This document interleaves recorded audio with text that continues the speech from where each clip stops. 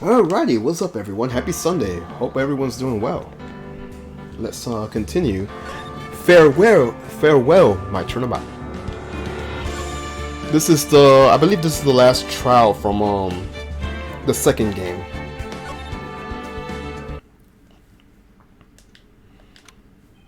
Well, at least we are able to get Mr. Matt on guard as our client.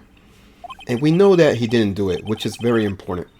So now what should we do?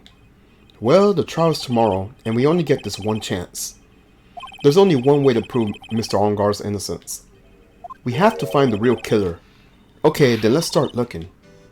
Alrighty. Oh, I didn't realize I had the volume up. Tone down.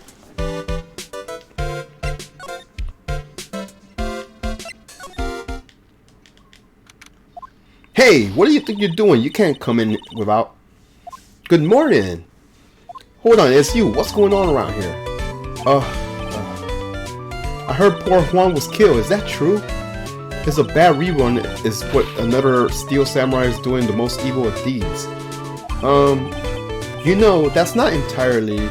I'll have you know that I was a huge fan of Juan's. Why oh why do all the stars I'm interested in is to drop one by one like flies. It's always been that way. Ever since I was a little girl and class hands too. Oh my gosh, stop it, I'm trying to read this.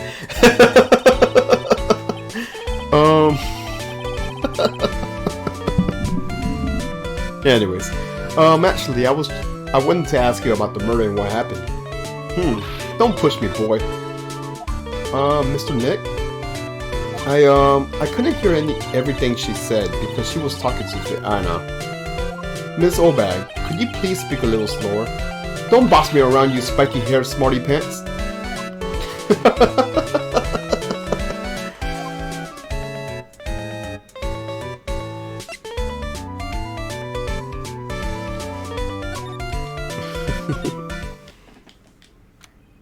Looks like the investigation is still in full swing.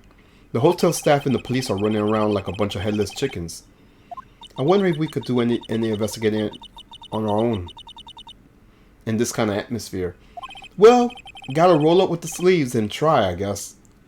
Alright, let's look around.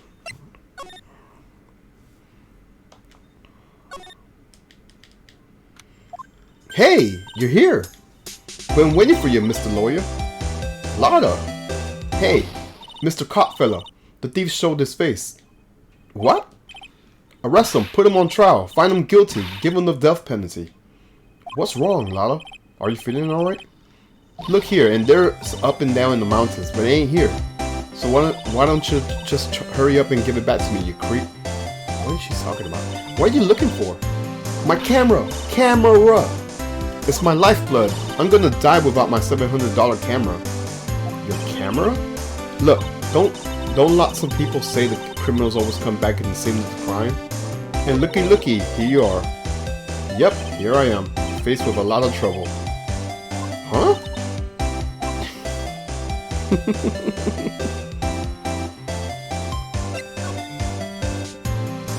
I like this song. Anyways, let's go to Carruthers' room. Mr. Nick, where are we? We're in Mr. Juan Corrida's room, Pearls. Mr. Corrida, the victim. Which makes this the crime scene too. Oh, it's you. So what happened? The kidnapper.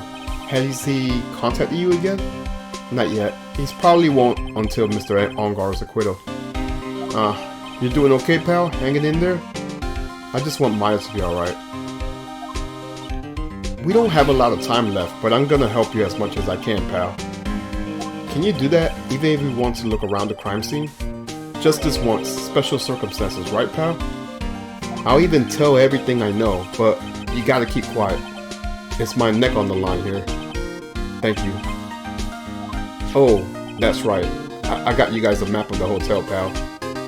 Here you go, little missy. Wow, you're giving it to me? Thank you. Wouldn't want you to get lost in the hotel too big for his own good. Mr. Nick, I got a map. That's great, Pearls. But Mr. Nick, I can't read what it says. Okay, so we got a map. Fair enough.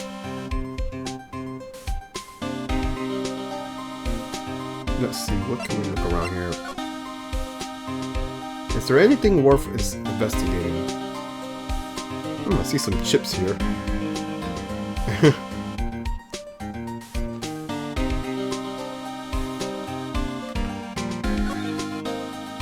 Ooh.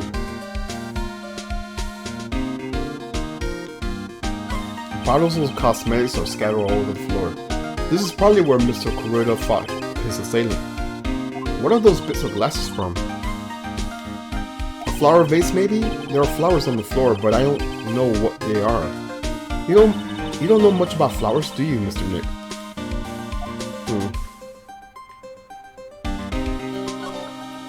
It's a beautiful wine glass, and there's tomato juice in it. Ew, tomato juice. I don't really like it much. There's a bottle on it on the table over there. That's probably where this came from. But it doesn't seem weird. What seems weird? I mean, everything else is scattered all over the floor. She's right. The flower vase was broken and makeup is strewn everywhere. Why is this glass the only thing that's still alright?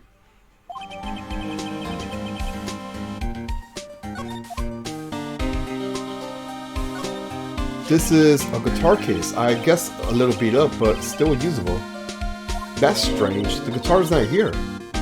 Maybe he forgot to bring it to the show? But Mystic Maya, she said the bright red guitar was the Jammin' Ninja signature item. That's true. Huh. This guitar case is wet, but it's only wet on the top of the lid. Yeah, there's no water inside the case. This is water, isn't it? Interesting.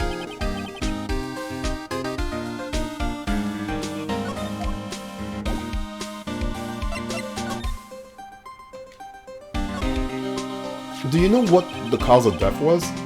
Well, technically the final autopsy report isn't out yet, but one look at the victim should tell you, pal. It should? Yeah, here's a picture. Oh man. There's a knife in his chest. Yeah, pal, that's the murder weapon.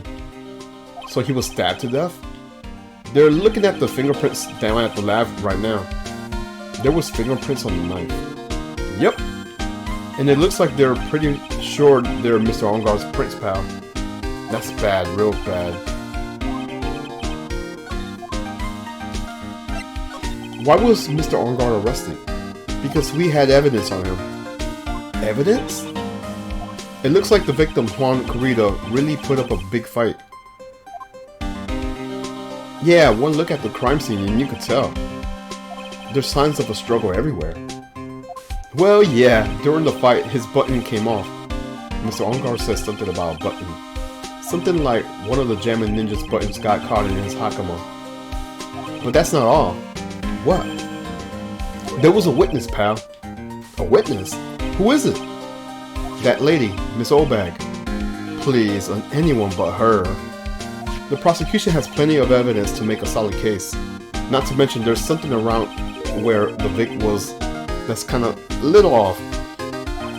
Something that's a little off, as in that's for you to figure out, pal. Alright, let's try to figure it out, Mr. Nick.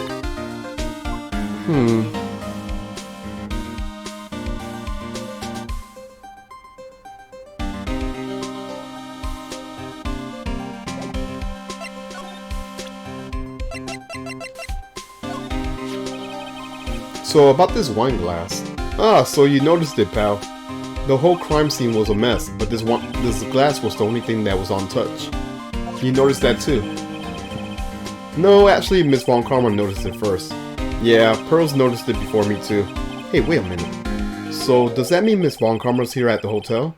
Yeah, she's around. Man, you're gonna be in so much trouble, pal. Especially if she catches you in here. Well, you could bet the instant I see her, I'll be running the 1,000 meter dash. She's nearby. What's that beeping noise, Mr. Nick? I heard this sound somewhere before. It's Miss Von Karma. Huh? For some reason, whenever I hear that sound, she pops out of nowhere and whips me. Come to think of it, that's exactly what happened the last time.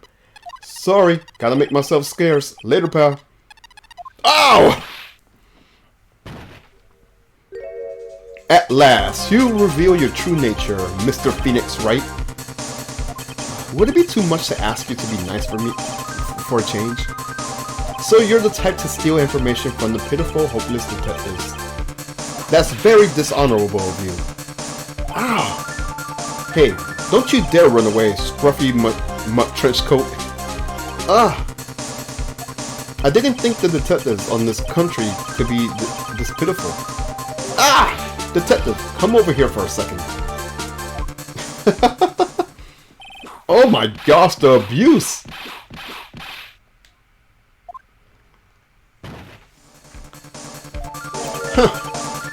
I feel better knowing at least you were man enough to face your punishment. He was so scared. He just froze up on the spot. Mr. Phoenix Wright, you have soiled my perfect prosecution record. I'll never forget that. By the way, I just love those whip scenes. I gotta click that. This time, victory is mine. Victory is yours? Is that all? Is that all this means to you? What?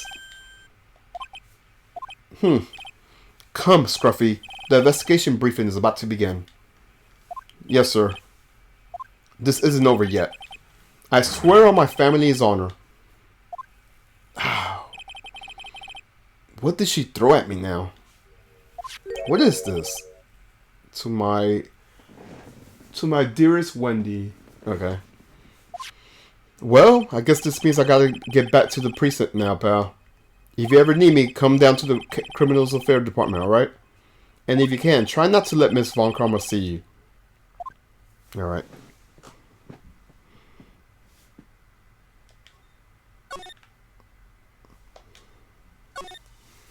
Mr. Nick, what's this piece of paper? It's called an autograph. Autograph. The paper's got Mr. Corrida's name written on it, so it's his autograph. I can't read it at all. To be honest, I've never seen writing that looks like this. Ah, it's a special way of creating... Sorry. It's a special way of writing called cursive. Look here. See how it says "to my dearest Wendy" in more normal letters. This sloppy, unreadable writing. It's crazy and cruel to give this to someone. Hold on. Wendy. I heard that name somewhere before. Yeah, Obag.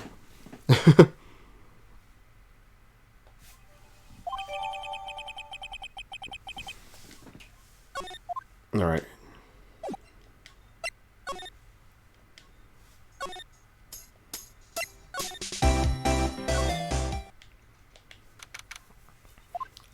Where are we? We're in Mr. Matt Ongar's dressing room. This is our client's room. May I help you with something? Where... You're Mr. Ongar's lawyer, correct? I gather as much. I also look for lawyers on my end, but to no avail. How did you know I'm his lawyer? You were just saying that he is your client.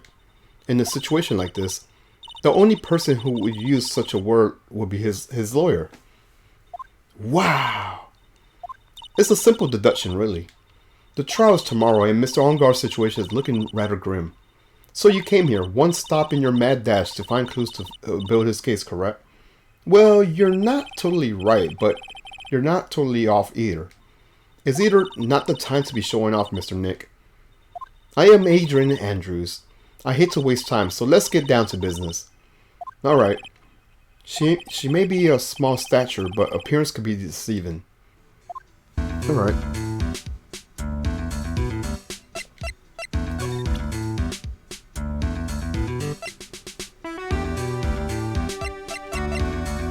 Did you know the victim, Mr. Corrida? Yes, I knew him. The world is such a small place after all. Did you know about his rivalry with the Nickel Samurai? Honestly, they were like children when it came to that. Time after time and time again, those two competed with each other over the most trivial things. If either one of them wasn't so stubborn, then maybe no one would have needed to die. I got a hunch that this woman knows more than she said on. She must know why Juan Corrida was killed.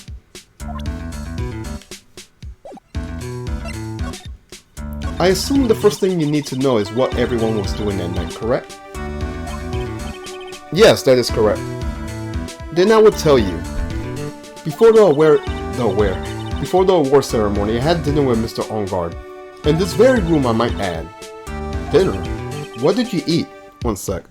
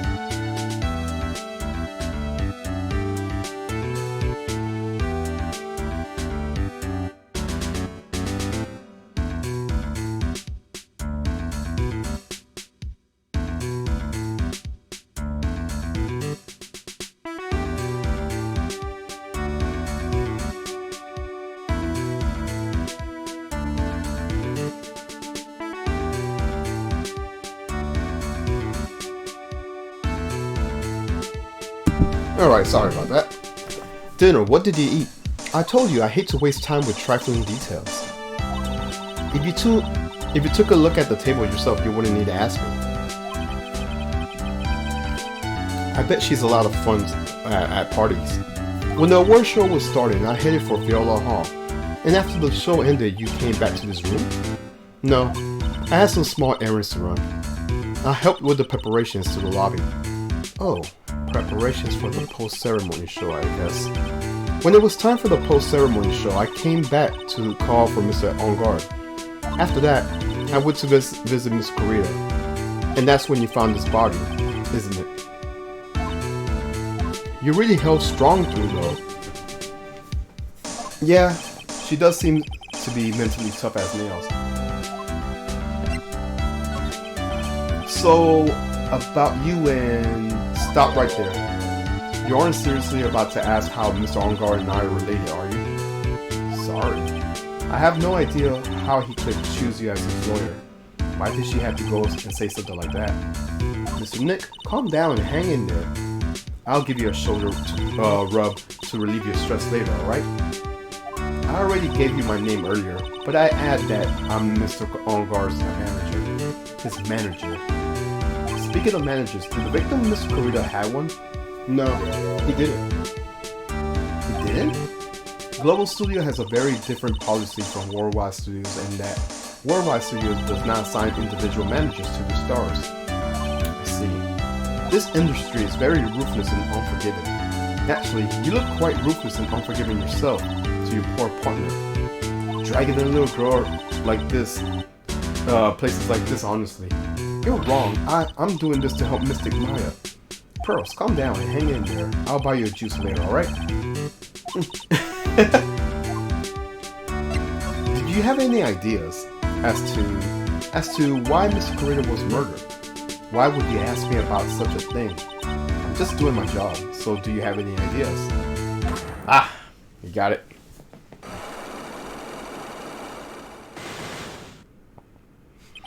Miss Andrews, sorry, but there's nothing I could add to this conversation. Well, I don't know about that. We see a bunch of locks right there.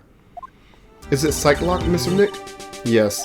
There's getting to be more and more of these lately. Okay. She's not gonna answer that now, so we're probably gonna move around.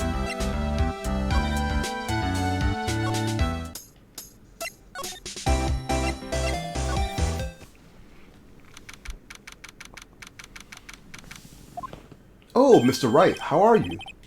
Ah, Mr. Powers. Have you been here this entire time? Yeah, people connected to the murder aren't allowed to go home, let alone leave.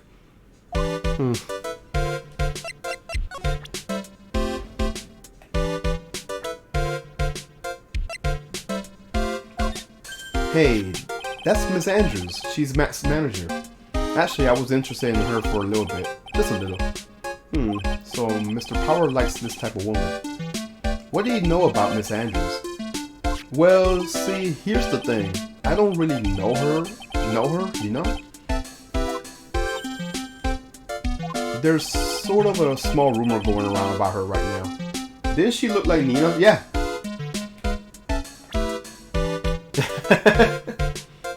Or Sarah from Virtual Fighter? Probably. Yeah. Or Samus from Metroid. What was her name? Happy something. There's some sort of small rumor around her right now. A rumor? If you're interested, I'll be glad to share what I know. He's so happy. He looks like a lion that's just found his next meal. Okay, let's chat with him. Let me stretch. Can you tell me a little more about the Nickel Samurai TV show? Okay. The Nickel Samurai is an action hero program aimed toward kids. It's the sequel to the Steel Samurai. I see. This time there are 3 samurai brothers: Aluminum Samurai, Tin Samurai, and of course the Nickel Samurai. It's a Love Y in Neo Old Tokyo. I see. Wait. A Love what? A Love Y. This girl Sayo works at a teeth shop and all the 3 guys fall for her at the same time. Oh, I guess the Y shape is like the 3 brothers colliding over this one girl. Anyway, Sayo is actually the daughter of the evil Strawberry Clan's leader. Sounds like an unusual situation, like Romeo and Juliet. 3 times. Yeah. Strange thing is that this sort of forbidden love is really big with the office ladies. Yes, Pearl? What happens next? I want to know. Miss Sayo. Does Miss Sayo fall in love? She does, doesn't she? Every Sunday at 8 a.m. I'm gonna stop watching Kids Masterpiece Theater starting this week. I can't believe she's really considering it. Alright. So, what's the Jammin' Ninja TV show like? It started from a remake of an old movie, to tell you the truth. The Jammin' Ninja, like the Samurai show, is geared towards kids. It's the story of a ninja who can't scale a wall, but became a big pop star anyways. What? He was really a lousy ninja. Absolutely couldn't do any ninja things right at all. But boy, could he sing. With his trusty bright red guitar in hand, he took the ancient world by storm. And a ninja with a bright red guitar. And then the final fight in the front of his beloved Princess Misola. Jammin' versus the Muromachi 5. Muromachi 5, oh my. Suddenly, our brave hero catches a not-so-jamming cold the night before the Battle 3. Aw, that's too bad for him. Yeah. But this kind of pop music-based love story is something high school girls really like. Yes, Pearl? What happens next? I want to know. Jammin', the Jammin' Ninja. Will he be able to sing? What about Princess Misola? Every Sunday at 8 a.m. Aw, which show should I watch? I can't believe she's really considering it. So, would you mind telling me about this gossip? Ah, so you're interested in it. I figured you would be. Yeah, I have such a weakness for celebrity gossip too. Oh, really? You too, huh? Yeah, so take a look at this. Looks like a tabloid Miss Obag would read. Alright, let's see here. Jammin' Midnight Rendezvous. To the mysterious yet beautiful manager to the stars, Miss AA. You see now, don't you? What? You can't stop pretending to be in the dark, Mr. Right. Juan Carrito didn't have a manager of his own. Which means if we were talking about a certain manager with the initials AA, Adrian Andrews. Yes, exactly. This is big news. But it seems kinda odd that woman, Miss Andrews, together with the biggest rival of a client. It's that wonderful thing that can only happen between 2 people. Mr. Power looks so happy.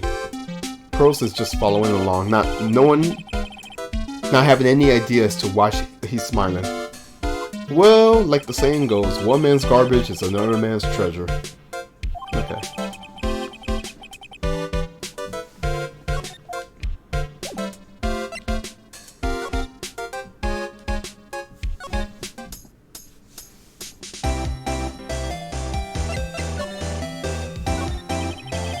So, you lost your camera?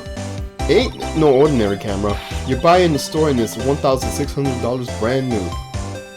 Huh? But didn't you just say you bought it for $700? I had a nice long talk with the guy at the store, about 5 hours I reckon. I made this itty bitty scratch on it and the manager got all huffed up in the face. He gave me this talking to the real meaning about it too. He done made me cry at that. When did you lose your camera? Last night after the murder happened.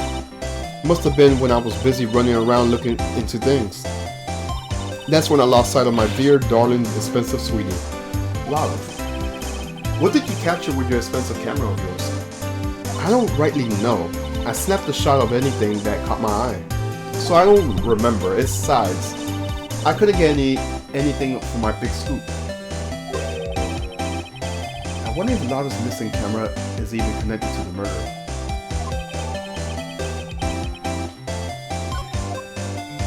Lala, please tell me what you know about what happened at the time of the murder.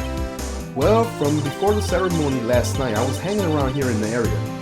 Yeah, actually I was here until around the time Mr. Ongar was arrested. What were you doing here? You sure went to school, city boy? Whatever a Lala goes, there's a story to be found, a big scoop to be had. A big scoop? I told you before, I'm gonna be the best tabloid photographer the world's ever seen. Wrecking course, that means I'm always looking for the perfect shot. I wonder what scoop she was after this time. Although, I was also on the lookout on the other stars that went here, so maybe I wasn't here the entire time.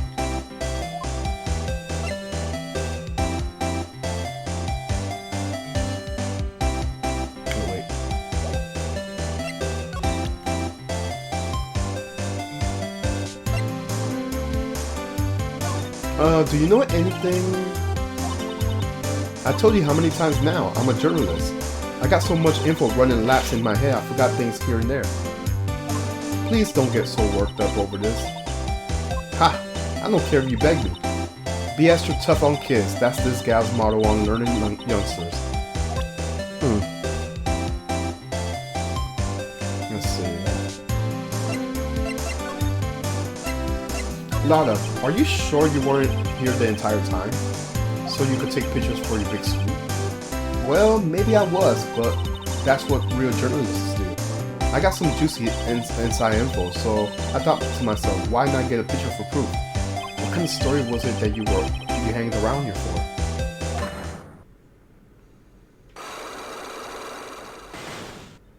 Oops, sorry, Mr. Lawyer, can't be telling you that. Trade secret, you know. Not again. Why does everyone have something to hide?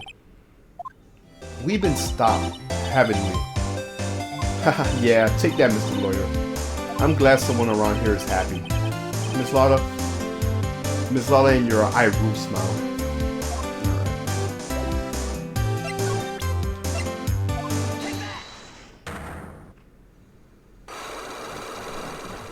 Alright.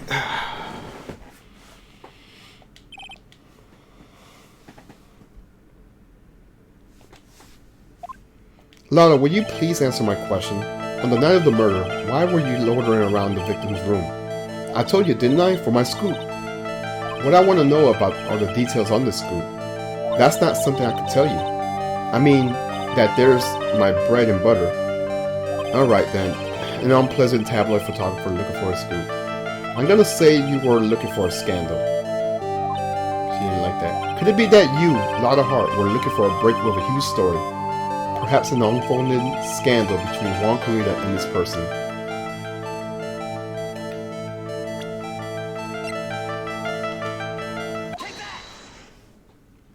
This woman. She's Adrian Andrews, Matt Ongar's manager. The Nickel Samurai's manager, caught secretly meeting with his rival, the Gemin Ninja. It would be the hottest story of the season, wouldn't it? Okay, we got it. You're pretty good at this guessing thing, Mr. Lawyer. But you can't just make up any old thing and think I'll make the papers. You gotta have backup. Backup? Yeah, you gotta have that. That's what was new sauce. You mean new source. That's it! So show me something that shows that Juan... Excuse me. So show me something that shows that Juan guy has something with Miss Andrews.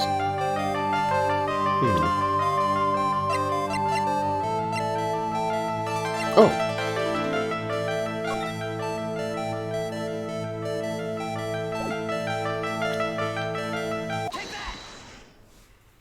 This is the article from a certain weekly tabloid. Jammin' Midnight Rendezvous. To the mysterious yet beautiful manager to the stars, Miss A.A. Mr. Corita didn't have a manager of his own. What's more, his rival, Mr. Altengard's manager, Adrian Andrew. She has the initials, AA. You saw this article and thought to take some pictures of them as proof. That's why you were looking around Mr. Corita's door last night. Got it. Thank you, Mr. Powers, for the source. Alright, now we could talk to her. You were looking into Mr. Corita and Miss Andrews' affair, weren't you? You got it. I was going to get myself a scoop by catching them in the secret meeting. But there's already an article about it in the weekly tabloid magazines. It's no longer breaking news. What you're just saying. Her initials was AA. What kind of vague thing is that? There ain't no proof of nothing. People are just going to want to see real proof. Well, at least I do. So that's what I was doing, getting photos. Dropping frames, and we're good. I'm gonna whip up the reader's interest with some gossip and a little misleading. Then spice it up with a little have myself an exclusive story. Wow, Lotta, nice journalistic intrigue you got there. I already finished wrapping up my spicy article, you know. But the paper I wrote on it, my notes to myself, is gone. Your notes to yourself. It was inside the case of my $1,600 camera.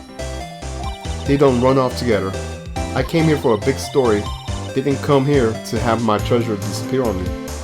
Yeah, I understand. It's enough to make a gal go bonkers, I tell ya. What's with people nowadays? I never thought I'd see the day when someone done steal something from me. You really went from that note back, huh? I got no idea why though. The story on that note is probably a bold-faced lie.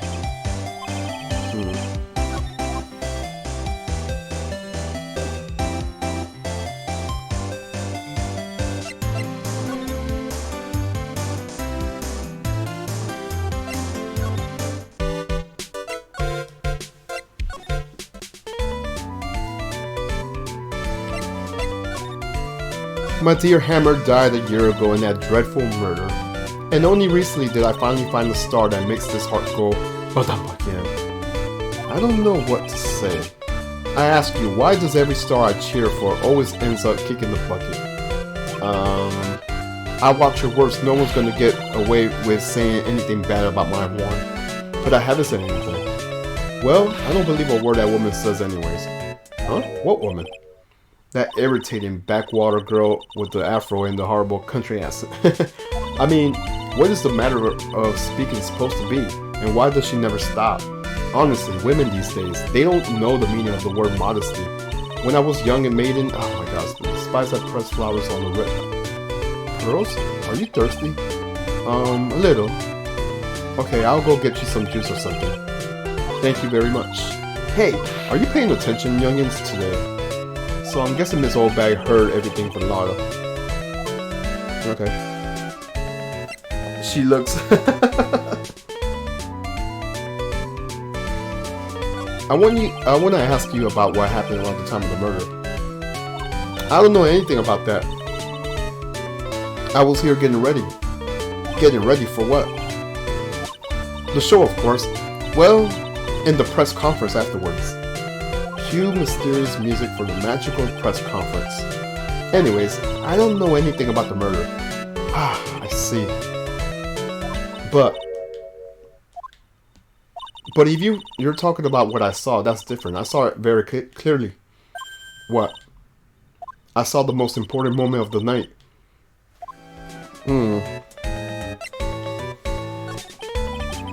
The most important moment. You don't mean... Oh, so now you treat me with respect, you disrespectful child. When you speak to your elders, you should always be polite. Really, kids today. Please tell me, what did you see? Again with... Oh my gosh! The murder last night was gruesome, wasn't it? But then, what murder is it? Please don't stray onto another tangent, please. If you want to hear more, then show your respect and bring the lady a present. Oh boy.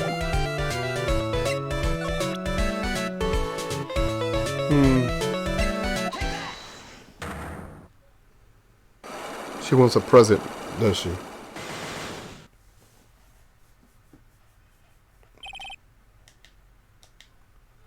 Alright, I'll be honest with you for now. Then please, tell us what you saw. But what a waste. And here I have a perfectly good chance to have a little fun at the youngest expense. I am a little devil, after all. Doesn't that imply you aren't a good person? Alright, I'll give you what you want. I see what it is.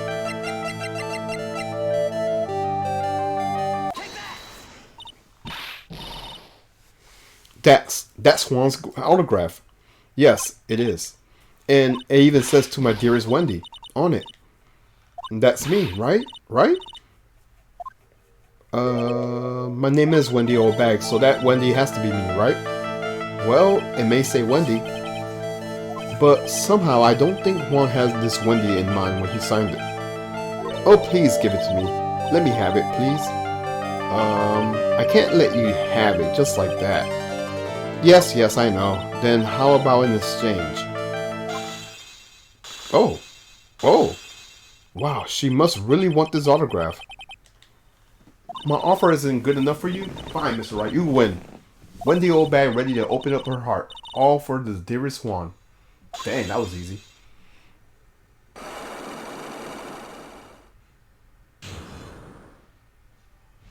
Autograph gift, yeah. Alright, let's talk about her. I feel bad for you now. Huh? I'll tell you, I saw him that night. I saw him coming out of Juan's room. You're kidding. Oh no. It was about 10 minutes before Juan's body was discovered. It was just a coincidence. I was on my way to the toilet minding my own business. And did you tell that to the police? Well, of course. I thought I could get a gift certificate or two out of it, maybe more. Gift certificate? I've been recruited again for that part of the trial, the trial tomorrow. This time, you're gonna get it. I'm gonna work hard to get your client pronounced guilty. But Mr. Argar hasn't done anything bad. I don't care about details like that. I know he did my dear poor Juan in. I just do. That yellow belly chicken. A yellow belly chicken. I wonder what that would look like. I trust my senses. I know when someone did something bad, and I say he did it. What did Mr. Argar ever do to her to deserve this? Let's chat about the past. What did Mr. Argar do to you to make you so... You don't know? That guy, he framed my Juan. He created that scandal, that plague, for Juan. Mr. Nick, what is it? What's a scandal? Oh, I'll tell you about that after we get home, okay? Poor Juan, led astray by the wiles of that vile temptress. Mr. Nick, what do vows and wild temptress mean? How about we just listen to what Oldbag has to say for now, okay, Pearls? So, Miss Oldbag, who is this woman you're talking about? Adrian Andrews, of course. Who else? That guy, he shoved the girl into Juan on purpose. His own manager, but why? I thought lawyers were smart. It was to create a scandal to make Juan lose face. That girl drove Juan into scandal that dragged his reputation through the mud. Sounds like a pretty standard definition of a scandal to me. Why do you know about this, anyways, Miss Oldbag?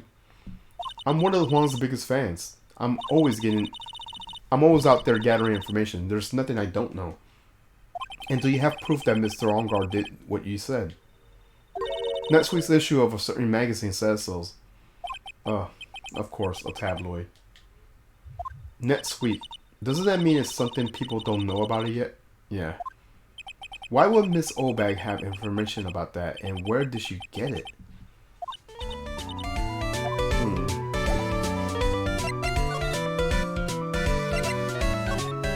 Let me stretch.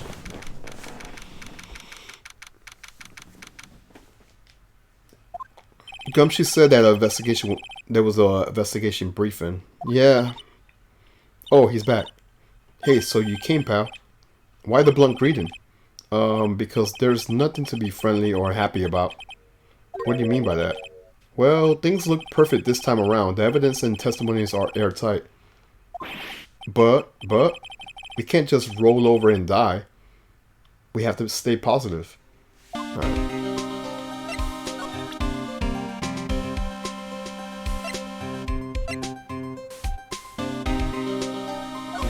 We're pretty interested in that bit of gossip ourselves. The scandal with Mr. Corrido? But why? Well, 2 years ago, a woman committed suicide. Suicide? Her name was Celeste Impats. And she was Juan Corrido's manager. The victim's manager. But that's not all, pal. Miss Impats and Miss Adrian's... Wait, sorry. Miss Impats was Miss Adrian's Andrew's mentor. She taught Miss Andrews everything she knew about the business from square one. Her mentor. A woman who was both Mr. Corrido's manager and Miss Andrews' mentor. But her suicide has something to do with this case. Yo, Monkey, what's up, dude? Happy Sunday. Do you want to know more about her, pal? I guess so, yeah. Let's go for it.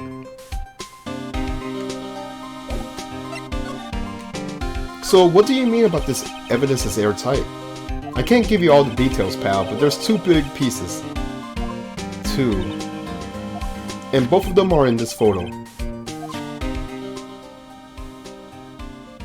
The first is the button that went missing from the victim's chest. That's the button that you found during your body search of Mr. Ongar. Yep. What is the cult's totem? Yep, I found it in the folds of the Nickel Samurai Special Pants. And the second one is... the knife in his chest, pal. The fingerprints on the knife in his chest to be exact. Fingerprints. Whose are they? You didn't even have to ask though, Missy. It's obvious. They're Max Ongar. Tomorrow's trial. Talk about being stuck between a rock and a hard place. Dang. So what about this airtight testimony? It's that old security lady, Miss Obag. I thought so. What do you mean you thought so? Did she tell you something, pal? Well... And I even told her not to open her mouth of hers to blab to anyone. Her blab knob is stuck on 10, and there's no turning it down, trust me. Yeah, well, Miss Obag saw it all, pal. She saw Mr. Ongar come out of the victim's room around the estimated time of death. No way. She was the victim's manager and was also Miss Adrian Andrews' mentor. It's been 2 years since her suicide, and now those two are linked again by another death. Or maybe it's just a coincidence, but I'm getting sick of dealing with one foolish idiot after another. Miss Von Karma. You can't seem to stop aligning yourself with the enemy, can you? I don't need a traitor in my midst. You don't mean... I do. Scruffy. You have 30 minutes to get out of here. You are no longer needed. Goodbye. That's... Wait. Please wait, sir. If I don't get this month's pay, I'll... Quiet. If it weren't for traitors like you, I would have won. Is that what you want to say? Is that Miles? Is that Miles? Is that Miles? Hold on. Is that Miles? That voice. That's gotta be Miles. Yep. Is Edgeworth. It's been a long time, right? This person, this is Mr. Edgeworth. What am I gonna do with you? Still blaming others when things go wrong. You haven't changed a bit, Francisca. You. How dare you show your face to me without a shred of shame upon it? You soiled the Von Karma's name and dragged it through the mud. You even ran away with your tail between your legs like the ill-bred dog you are. Are you talking about the Von Karma family creed? To be perfect in every way? Then let's hear it, Francisca. How are things going?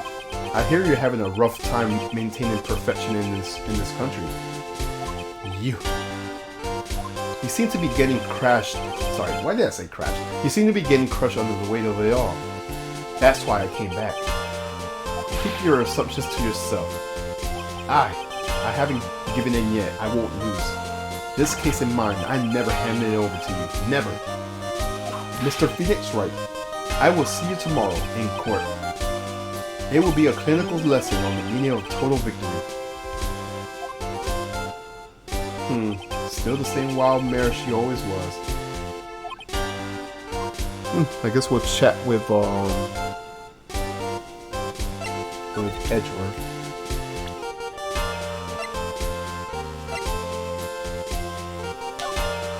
This woman is another key to solving this case. Do you really think so? She was Adrian Andrews' mentor a long time ago. What is this code? What is the code's totem? You know, I haven't even played that game.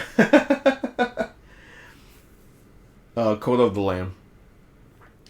But she was suddenly called away by a different show and became Juan Corrido's manager.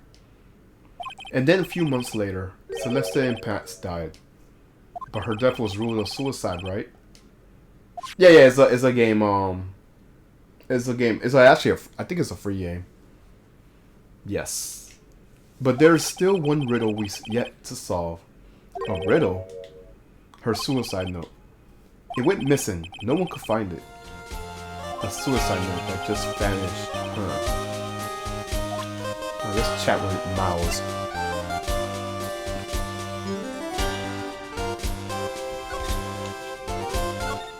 I thought you, the prosecutor Miles Edgeworth, had gone and died.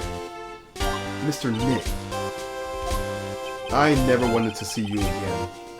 I think that's enough of a warm welcome for someone you haven't seen in a year. Are you gonna run tomorrow's trial? You heard her, right? That wild mare hasn't given in yet, it seems. So no, I don't think I'll be making an appearance. Your hatred for me is quite unhealthy, not to mention one-sided. But I will say one thing. You can't win on your own at that trial tomorrow. What is that supposed to mean? I have something definitive that you lack. And working together is the definition of teamwork. It's the power to find the truth. The truth? In order to understand this case, you have to understand a certain truth. Well, if you ever feel the need of my assistance, it is available to you. I'm not in charge of this case, so I can't be more generous with information. Just what is going inside his head?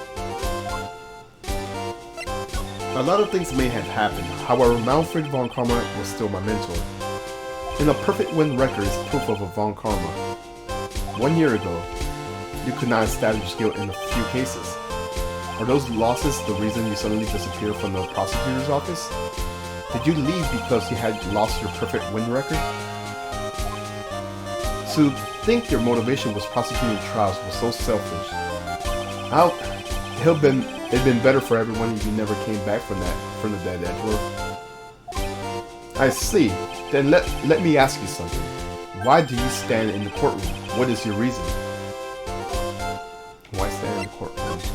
Well, with Francisca, she always says, I will defeat you this time the instant she sees me. But the courtroom is not a personal battlefield for the prosecutors and lawyers. I stand in the courtroom to defend my client. To save their lives. To save your client, they say. Those who think only of their own ego-driven goals. Those kind of prosecutors are reprehensible to me. Even if you're a prodigy, or someone like you, Edgeworth. It looks like there is still a lot of you have yet to learn. A lot I have yet to learn. Me. Well, that's enough for now. The time when you will see is coming soon enough. Let's talk about that missing suicide note. Miss Impact's death was most certainly a suicide.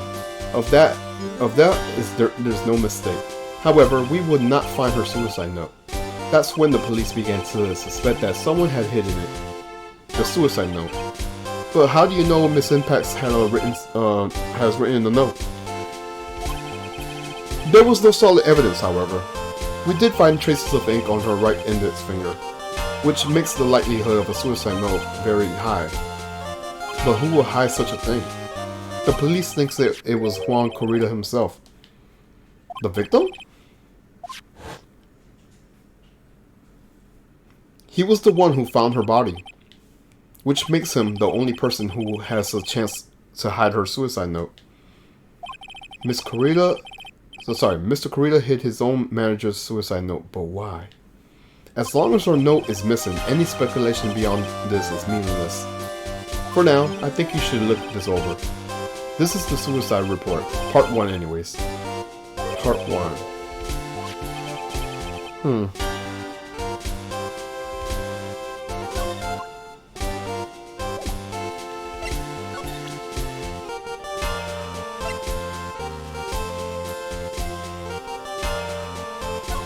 I don't like to look through reports. I like suicide reports even less.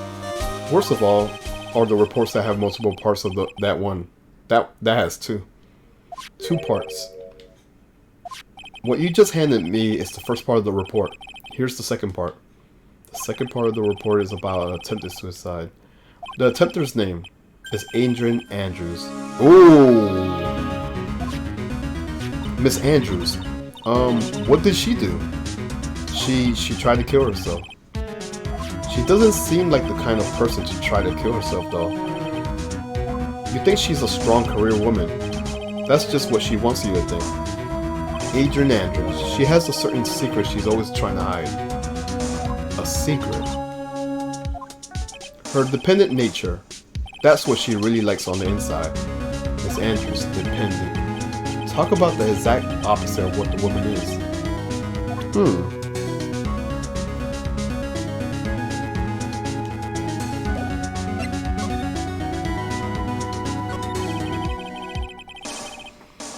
What's this about Miss Andrews having a dependent nature?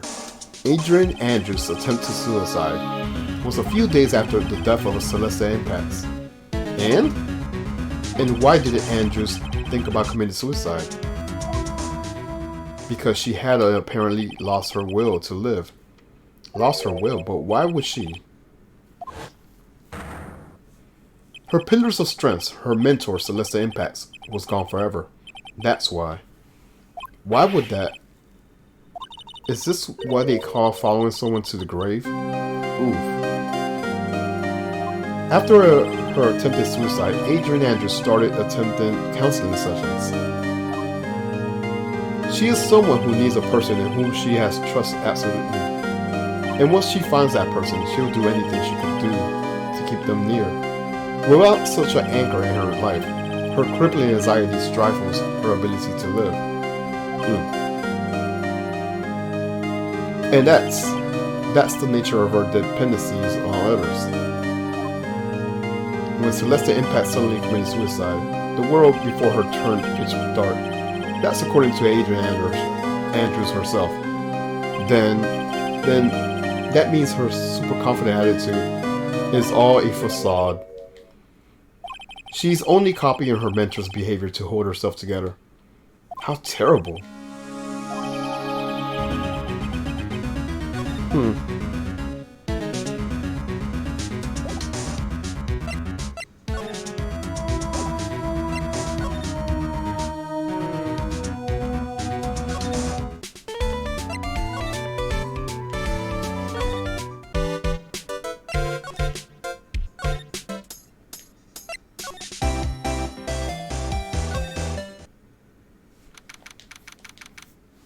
Oh, Miss Andrews is here. But it looks like she's talking with someone. That's Francisco von Karma. Miss von Karma? What are you doing here? Well, you see, I'm his lawyer, so... You got some nerve following me around. Following you? That's you, Miss von Karma. You're the one for doing the following. Pearls? You're always following after that detective with the little beard. Me? Following after Scruffy? Don't make me laugh. Let me show you something interesting.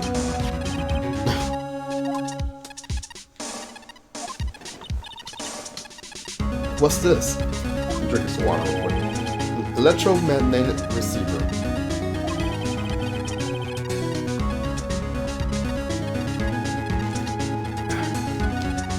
Alright, so I planted a tracking device on that detective, and with this, I know that fools every move. So that noise we heard was the receiver. I feel really sorry for poor Gumshoes now. Now then, let's stop wasting time. Adrian Andrews. Yes? Think hard about what we just discussed. Understood? Alright. What were those two talking about? Miss Andrews, she seems a little dazed, doesn't she?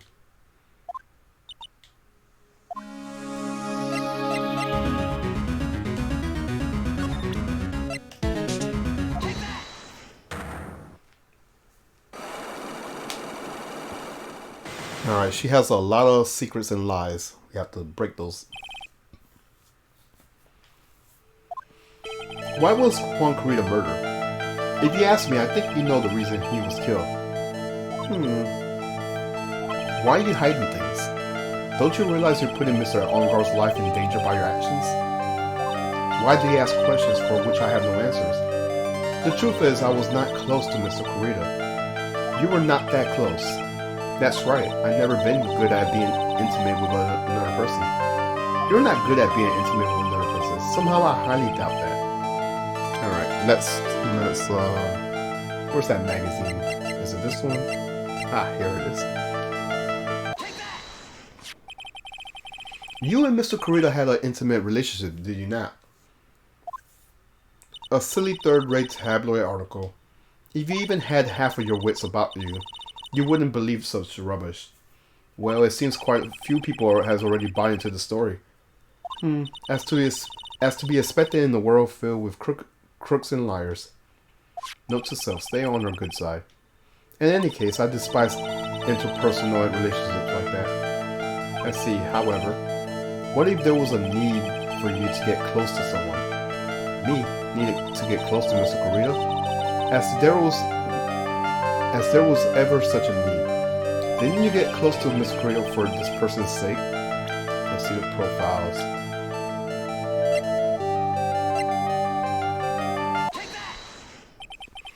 Celeste Impact's your mentor. How do you know about Celeste? Miss Impacts, she committed suicide, didn't she?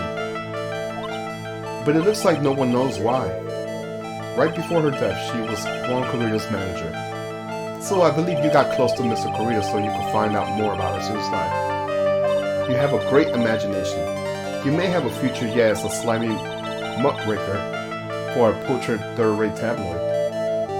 Ms. Andrews, there was no mystery surrounding her death, none. It would be pointless for me to force myself into a relationship for nothing. Is that really true? Was there really no mystery at all? I don't believe you were completely at ease with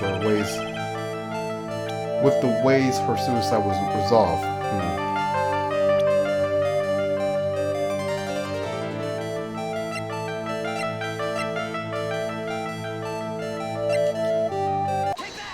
Ms. Impact's suicide note was never found, was it?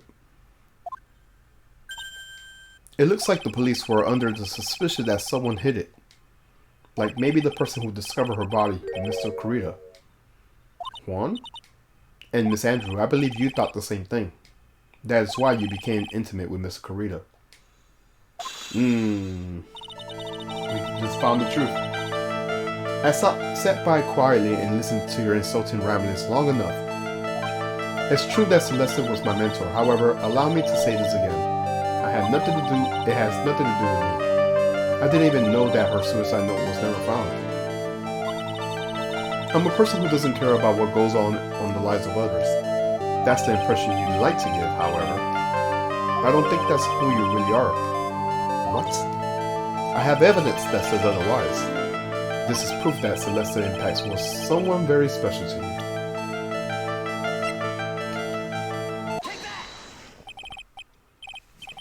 Miss Andrew, you nearly went through with it too, didn't you?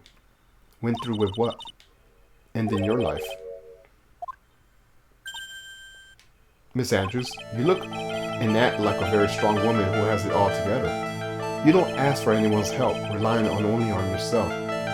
Yes, I've been very independent ever since I can remember. However, that is all just a lie, a facade. You always search out people on whom you could depend on. You were dependent on Miss Impacts, weren't you? Which is why, when she passed away, you lost everything you had. Oh, she doesn't like that. When Celeste passed away so suddenly like that, I died a death of my own, but no matter how hard I tried, I couldn't stop thinking about what had become of her note. You must have heard about the police report. The one that said that the police suspected Mr. Corrido of hiding Miss Impact's notes. You heard about it and thought to recover it for him by getting close, am I right? If that's the case, then everything changes. What do you mean? What topic did we start this conversation on again? It was, why was the victim killed? Exactly. Somehow, Miss Andrews, it seems that you have become the one with the reason to want Mr. Corrido dead. Me? Miss Impacts was everything to you. And then she died. And you would do anything to find out why she killed herself. Even commit murder. Murder. Oh, we found the truth.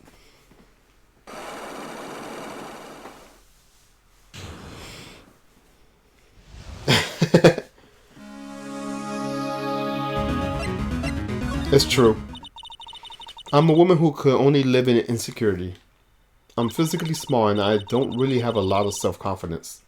I pushed against all that, though, and I tried to live strongly. I never wanted anyone to find out about the truth.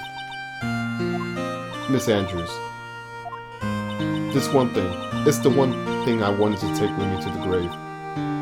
It was my secret, mine and mine alone. I'm sorry. You probably think I'm a worthless human being right now, don't you? Please, Miss Andrew, all I want to know is the truth. After Celeste passed away, I heard that someone had hidden her suicide note, and that someone was Juan Corrido. Celeste, without her I became scared. Everyone seemed like they were out to get. So you got close to Mr. Corrido to recover her suicide note, correct? Looks like that tabloid reported the truth after all. Ironic, isn't it? Well, like they say, where there's smoke, there's fire. And if you purposely add fuel to the fire, they keep the celebrities' world burning. But as for the suicide note, I did it and wouldn't kill anyone for it. It just doesn't suit me, that's all. I think she's still lying, but whatever. I'm gonna drink some water.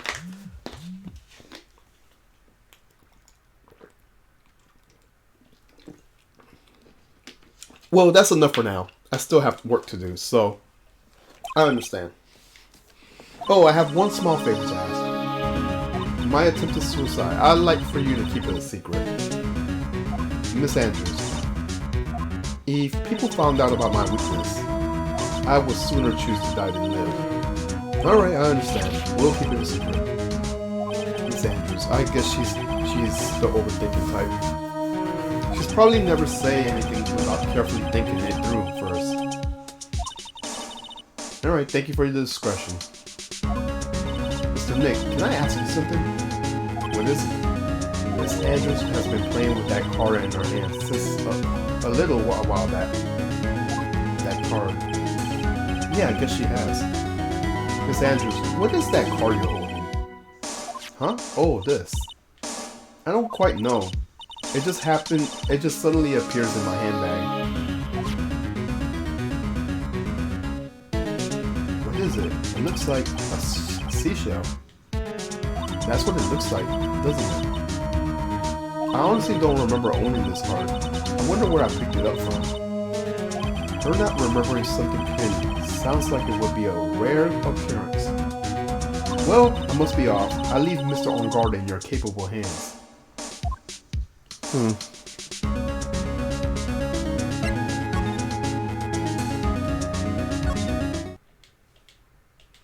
Well, I think we gather about all we can.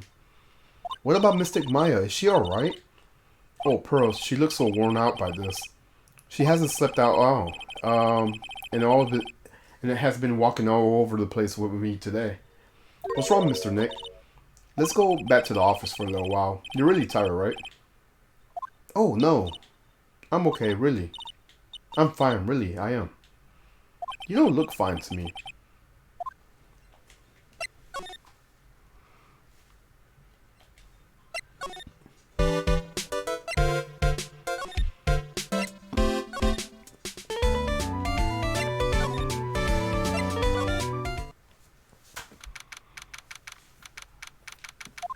So, what now? Well, we did find one thing out for sure. Miss Andrews has a motive. You mean Miss Impact's suicide note? That's right. She was also the one to discover the victim's body. Clever. Oh. Ah, Mr. Nick, the transceiver. Hello. Mr. Attorney, you're not answering the phone. Maya. Where's Maya? As I promised, I have not gone within a few feet of her this whole time. Which is why I suppose she is absolutely famished. What? So I suggest you win a quick acquittal, my friend. At any cost, wouldn't you agree? Wait, Maya, let me hear her. Very well. Ask my... Maya, is that you? Sis. Ask my sis. Maya! Damn it, he cut me off. Mystic Maya asked my sis, didn't she? Sis, what does she mean by that? Come on, Phoenix. You're a hopeless one. Oh, sorry. Oh, that's what he means. Mia! I have a message from Maya, so come ask me anything you want about her. Alright, let's talk with Mia. How's Maya? She's safe for now. That kidnapper is one to keep his word, it seems. I'm glad to hear she's safe. But Mia, how did you know? As soon as she was locked up, Maya called for me. I read the note she left. Then I gathered as much information about her surroundings as I could. I didn't know you could use spirit channeling like that. Pretty smart of her. Kidnapper. What's he like? I don't know. Apparently Maya went to answer a phone call at the hotel and was drugged there. And? She didn't see the face of the attacker. Maya's locked up in a very dark place right now.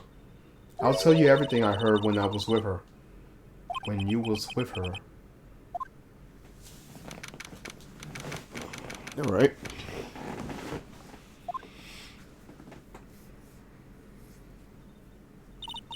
I'm starving. I couldn't really go for some apple pie. I mean, at a time like this, sweets are the only way to go. I have to stay positive. He promised he wasn't gonna kill me. I'm not gonna die. Sis, I wonder if you're with Nick right now.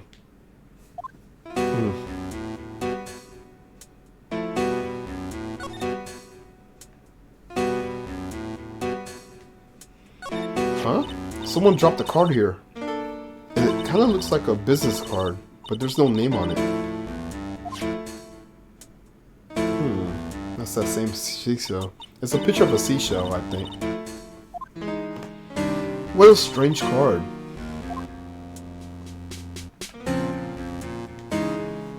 Drat, it's locked. But this door seems easy to open. On TV, the hero always uses a plastic car on a stiff piece of cardboard. Then click, they magically open the door. I wonder if there's a car like that around. I mean, it's there.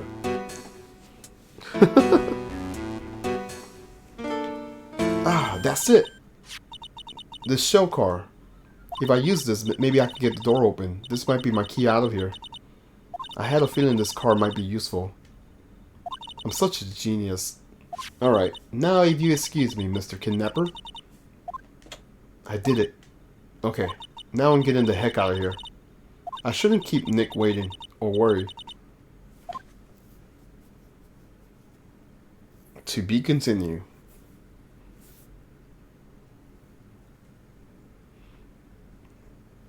Yeah, we'll keep going.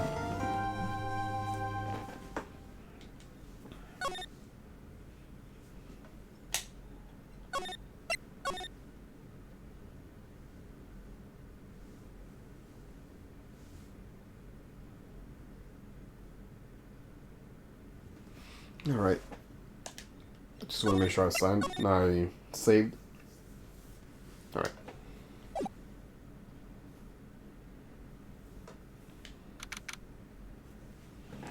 Alrighty. Adrian did it. That's what it looks like. Dude, no way. That woman couldn't do anything like that. In court today, there will be a mountain of evidence that will implicate you. A mountain of evidence. I'm certain there's I'm certain there's someone out there trying very hard to pin this whole thing on you. Please, Mr. Lawyer. Dude, like I said yesterday, I'm refreshing like a spring breeze, alright? I can't let any sort of scandal ruin that. I understand. Well, it's almost time. Mia, we must get a complete acquittal today. I know. But I can't focus on Maya's situation right now. Or Pearl's either. No matter what, I have to focus on winning this case by the end of the day. Indeed. Well, let's get going. It's him. This is right. Good morning. This is it, Mr. Attorney. The day of the trial. Maya, she's unharmed, right? Well, when I checked on her earlier, she seems a bit, how should we say, tired. Don't worry, people don't die that easily. Besides, what you really should be concentrating on is winning today's trial. For my sake, as well as yours, you must win today's trial. Which is why I sent you a little present this morning. Present? What in the world would you want to give me? You'll figure it out once the trial starts. And even if you don't like my gift, I expect you to graciously accept it and win the day's contest, if you please. Wait. The kidnapper sent me a present. Mr. Lawyer dude, who was that? No one. It has nothing to do with you, so forget you heard anything. Dude, did your nose just get longer? Yes.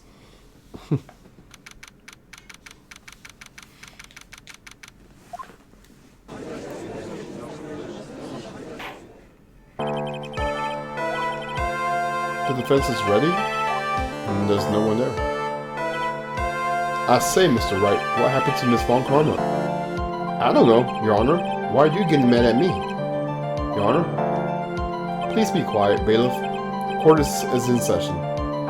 You must tell me something. Please keep it brief. Now then, what is it? Prosecutor Von Karma has... This morning, Miss Von Karma was shot by an unknown gunman. What? Shot? Somehow. I think this is the present that man was talking about. His present. Miss Von Karma is one of the top prosecutors in the country at the moment. If she was to disappear, it would be to your advantage. This is totally insane. Miss Von Karma, is she alright? I don't have that answer. She's alive and in stable condition. That's good. Phew. I thought he'll show up. Your Honor, due to the circumstances, Miss Francisca Von Karma cannot appear in court today. I, Miles Edgeworth, will be taking her place. The prosecution is ready. Naturally.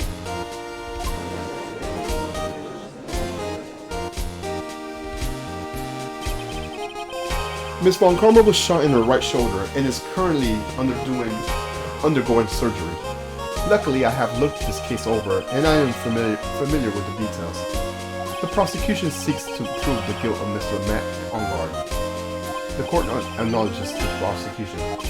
Right? I finally found the answer I was struggling for on my long journey this past year. By the time this case comes to an end, you too will know the answer. Now then, the prosecution would like to call its first witness. Please bring Gumshoes to the witness stand. Witness, your name and occupation. My name's Gumshoe, sir. I'm a detective down at the precincts. For now. For now? After this trial's over, I'll be turning in my badge, sir. The prosecution has no need for a press witness. Lift your head up and face forward like a proud officer, Detective Dick Gumshoe. Yes, sir. Now, let's have your testimony. If we have to explore the various facets of this case, we must start with that. Get ready, Phoenix. This is going to be one very rough fight. Yeah, it would have to be with Edgeworth as my opponent. The answer he has struggled for. Interesting. Show me this answer you finally found, Edgeworth.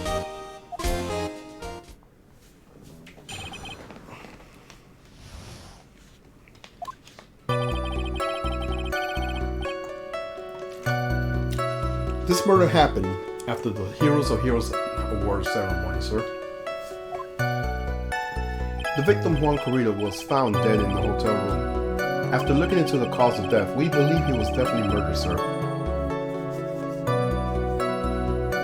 At first, we thought that there was something suspicious about the empty guitar case.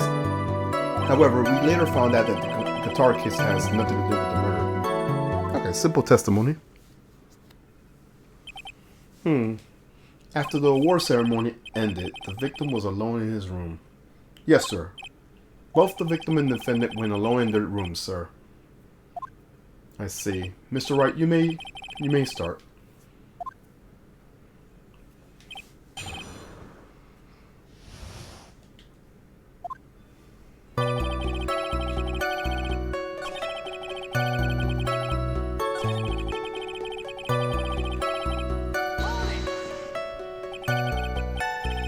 The cause of death, wasn't that because Mr. Corrida was stabbed in the chest?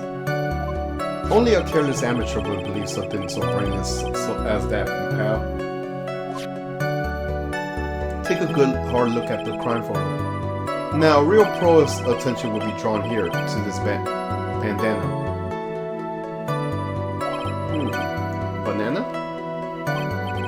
His bandana, sir. The thing wrapped tightly around his neck, sir. Ah, yes, I see. His banana-scented bandana. Then, what about the knife? It seems to have been struck in the victim's chest on purpose after his death. We have a crafty murderer on our hands here. Strangled with a scarf and stabbed with a knife. At 8:15 p.m. Alright, noted.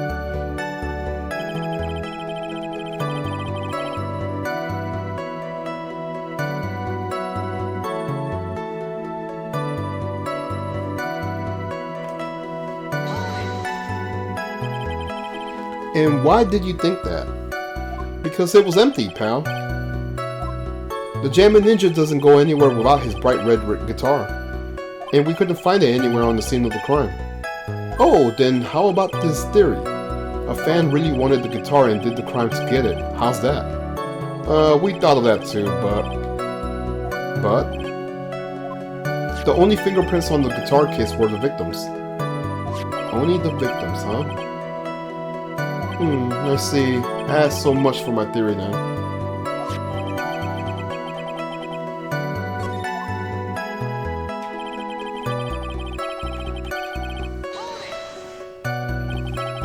What convinced you it had? Sorry. What convinced you it had nothing to do with the case? The guitar wasn't at the The guitar wasn't at the Gatewater Hotel that night. Well then, where was it? The bright red guitar was eventually found at the TV studio. The victim Juan Corrida had apparently only taken the case with him, sir. So you mean he forgot to put the guitar inside the case? Yes, sir. Even when he was out on stage on the ceremony, he didn't have his guitar. So his guitar case was empty even before he got to the hotel. Yeah, that's right. So it really had nothing to do with the case after all. I believe that's enough. First, the victim was choked to death with his bandana. Then after the victim was dead, the killer deliberately stabbed him with a knife. Which brings to me my next point. Why then did the police arrest Mac Ongard? Because there was a reason enough to suspect him. Here he comes. Looks like Edgeworth's back in full swing. Very well. Gumshoe, please testify about this matter. Yes, sir.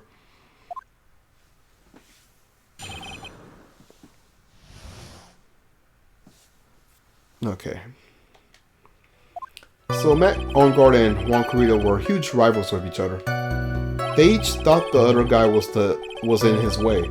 That's the motive enough in my book. As for evidence, there's the Jamming Ninja's button. It was ripped off the ninja's costume and was found in Mr. Ongard's hakama, excuse me. The defendant's fingerprints were all over the knife. The defendants brought the knife for the crime, which makes this a premeditated murder. Oof. So the defendant's fingerprints were found on the knife used in the stabbing. It was sort of sticky on the handle, so the fingerprints came out pretty clear, sir. Okay. And there's this button. That was found on the defendant's clothes, wasn't it? This is the button also covered in blood. Yes, and we know that the blood on it is the victim's blood, sir. What? All of this points very clear to the defendant, doesn't it? Yes, it most certainly does, Your Honor. Ready to give in yet, right? I'll find the hole in your argument somehow. You can press as hard as you like. Just hurry up with your usual pointless questions.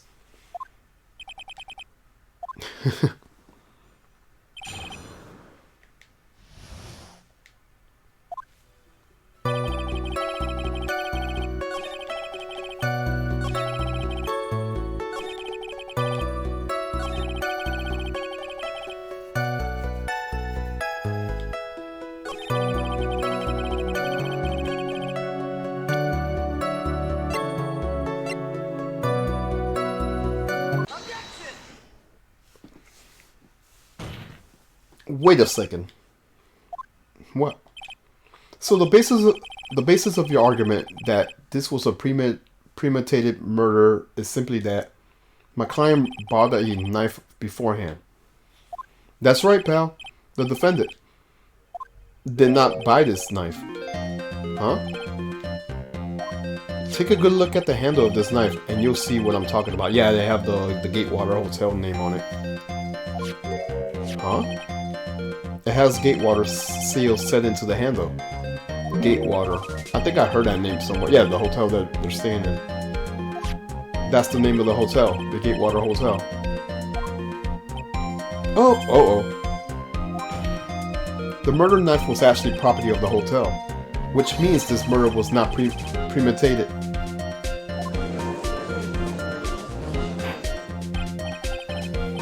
Yes, that is very true. This is very big. What is it, Mr. Edgeworth? I'm sorry, but the defense is simply too careless. What? I think whether the crime was premeditated or not has already been determined. How so? I admit this knife is a hotel property. There's no one currently on the police force that is dumb enough not to realize this. But I didn't know. Oh, he's crying. The question is, where did this knife come from? Why, that's obvious. It's from the victim, Mr. Corrida's room. Sorry, Your Honor, but that is incorrect.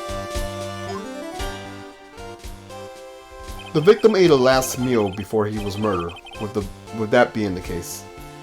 I would like to draw the court's attention to what's on top of the table. There is a knife and a fork on the table.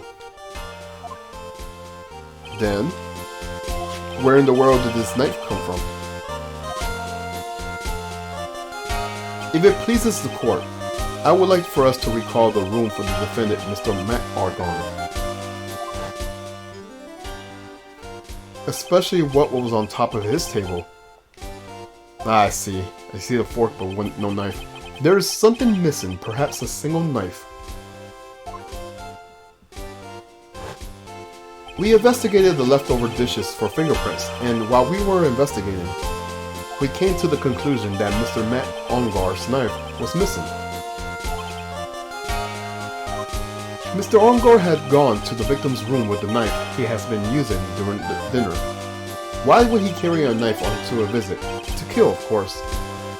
And with that, I believe the prosecution has proven this was a premeditated murder. Premeditated. Oh my gosh, I don't know why I cannot pronounce it at the moment.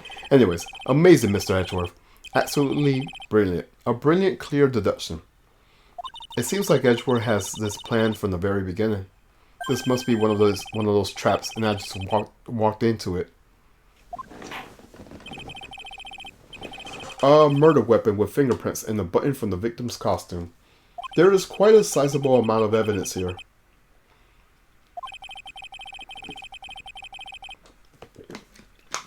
I can safely say that any further deliberation is a waste of your Honor's time. Although, I wouldn't mind if the defense were to present evidence not yet shown to the court. Evidence not yet shown. He means evidence that the court hasn't seen yet. In other words, new evidence. What does the defense have to say about this, Mr. Wright? Well, Phoenix, the judge is favoring the prosecution right now. If we answer with something wrong here, that gavel on his will will be ringing out to sound our defeat. Yep. Mr. Wright, do you have something important and necessary to present to this court? Yeah, we do. There's one.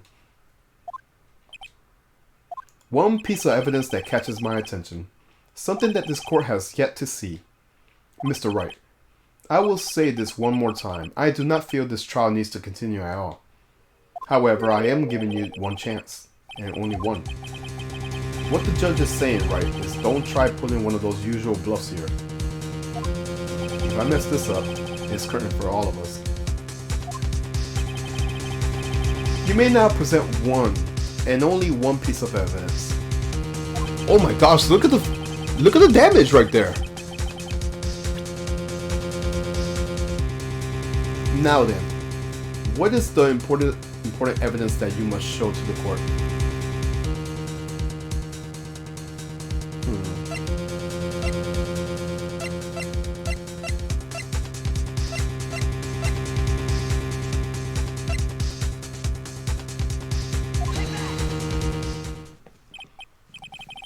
This is a wine glass, is it not? Please look at the photo of the crime scene one more time. The scene is a mess because of the victim's struggle against his assailant. The vase was broken. His makeup is all over the floor. There were all things that were on point, sitting on top of the dresser. Well yes, I see your point. However, this glass that is sitting on the top of the dresser is mysteriously untouched. The only thing that has not fallen over when everything else is in the wine glass. This piece of evidence is more than strange enough to warrant further consideration. Well, what do you all have to say? Oh, well, yes, it is a little peculiar. Yes, isn't it? I thought it was. You can stop looking at me with those puppy dog eyes of yours now. Mr. Edgeworth, what is it, Your Honor? Your opinion? You don't need my opinion, because there is no special meaning to that glass. What? It's safe to say that the glass was set there after the crime took place. By the person who discovered the body, Adrian Andrews, for example. She could have easily been so shocked that she set the glass down without thinking. That does sound very plausible, Mr. Wright. Could Miss Andrew really have set that glass down without thinking?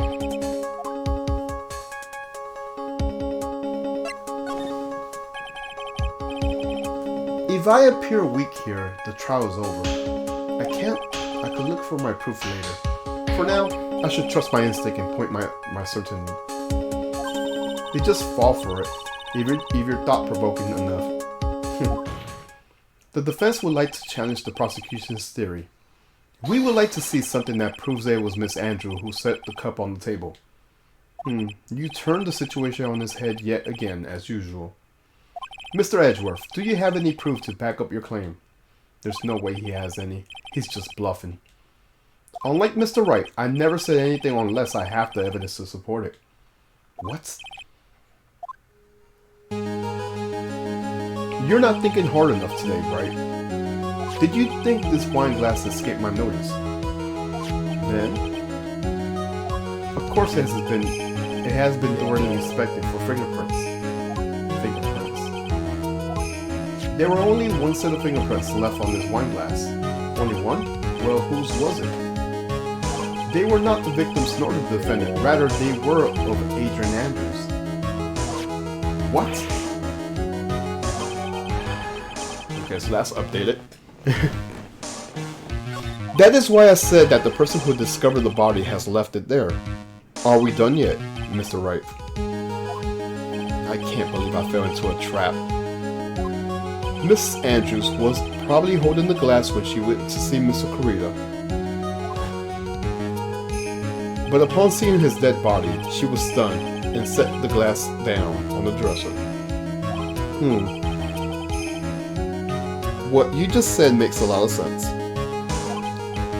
Now, do you see, Mr. Wright? You can't change any part of my scenario as it explains everything all too well. I have thought long and hard this past year about what it means to be a prosecutor, and from here on out, I will show you the answer I have come to discover. Wait a second, Mr. Edgeworth. I think the prosecution has provided enough evidence for me to enter my verdict. Unfortunately, I cannot allow you to pass judgment yet. The prosecution has yet another witness we would like the court to hear from. Another witness? Yes. Bailiff, please bring in the next victim. What in the world is Edgeworth thinking?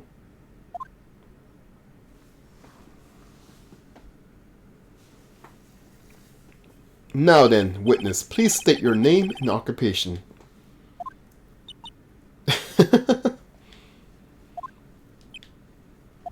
Witness, your name and occupation.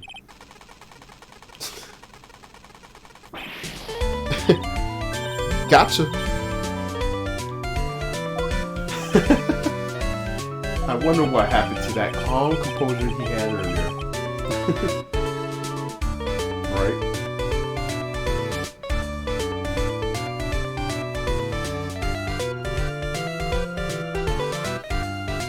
Alright. Oh, edgy boy, it's been what, a year since we last met, hasn't it? You should be more happy to see me. I saw the report with her testimony, but who knew that under that helmet? It was the Wicked Witch of the witness stand. I'll tell you, this time I know what I'm supposed to do. And so today, I'm gonna tell you anything and everything. Even things that don't have to do with that terrible crime. Miss Witness, that terrible crime is all the court needs to know. Oof. Shh. I'm talking to my dear edgy wedgie right now. Don't interrupt us, Gramps. Yes, madam. No, please, by all means, interrupt her, please. Anyways, witness, your testimony, please. It's true what they say, that youth are hot-headed nowadays. Not that I mind at all, edgy. Now then, what should I start with? The witness on the security details of the hotel on the night of the murder. Is this correct, Miss Obad? It was a great job being able to see my dear Yuan. It was almost too much for my little heart to handle. You mean you were a fan of the victim? Look, everyone is crazy over that on guard, saying he's cute in a fresh way or something. But not me, I wouldn't say anything so silly. After all, I have no interest in a child like him. I'm only interested in the real Mon. Oh my god. But those two were the same age. Anyways, as I was saying, I was pacing in front of his room that night. Very well. Please tell the court what you witnessed the night of the murder. Leave it to me, Edgy Poo. Alright. Anyways, after the ceremony, I went to pace around in the hallway in front of his room. There was something I was interested in finding out, you know. Well, since I was on the job, I made sure to keep a good eye on the whole time. That was when someone showed up. It was a man coming out to poor Juan's room. It was On Guard, Matt On Guard. He was trying to sneak his way out of the Juan's room. Alright. So Mr. On Guard came out from the victim's room. See? It has to be him. He's the murderer. I see. Well, Mr. Wright?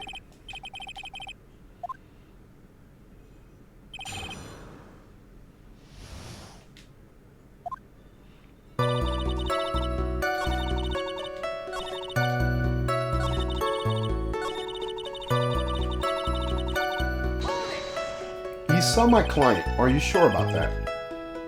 Yes, see. Really? Annoying brat. When I say I saw someone, I saw that person. Why do I get a sense of deja vu? Maybe to avoid a repeat of last year, I should delve into this a bit.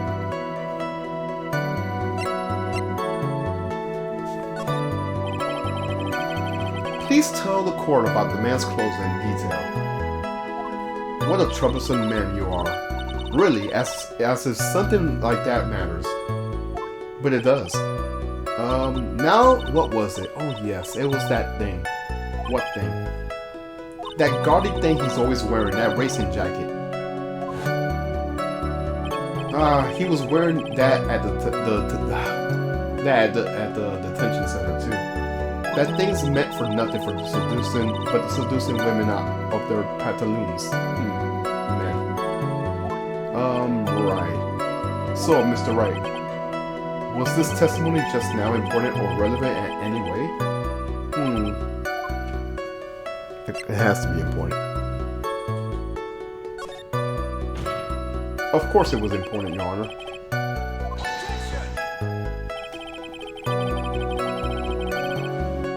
Then perhaps you would like to point out what part of the testimony was important. Don't you see it, Edgeworth? Your Honor, I request what the witness said about the jacket be appended to her testimony. I don't quite see where you're going with this, but alright, witness please. Well, I don't like to badmouth anyone without reason, but if I must. He was wearing his flashy... Hold on.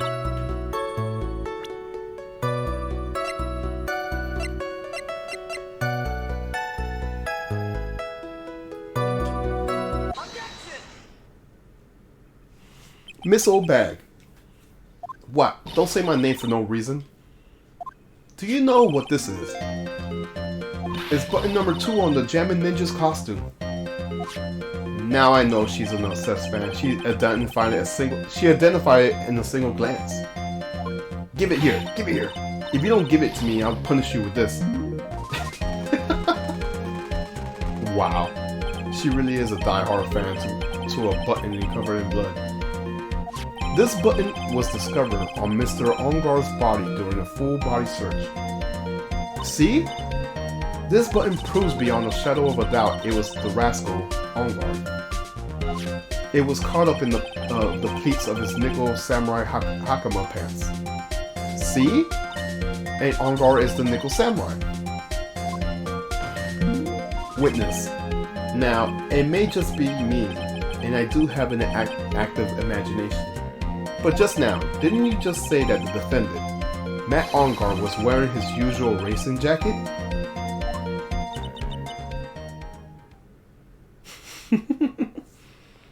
I'm so sorry.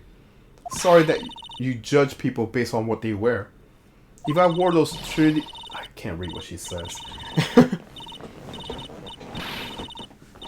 It's heavy, so heavy. I wish I could switch to CDs a year ago. Dream alive. I work hard with understand. Now take a look in the mirror. Your clothes are an interesting documentary on curly.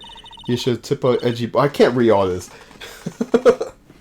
Now hold your tongue still there 1 second. So what you saw is actually was not Mr. Ongar, the man, but Mr. Ongar, the Nickel Samurai.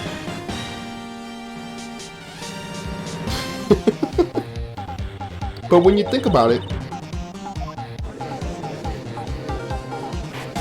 they're really one and the same anyways. Miss Oldbag, this is a very important point where we're talking about. Edgy Poo, do you think so too? Well, it might be something worth considering. Just say it's important and agree with me for a change.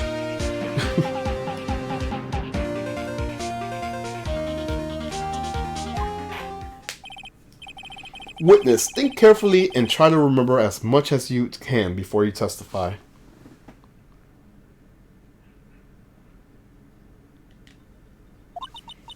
Alright, if you insist.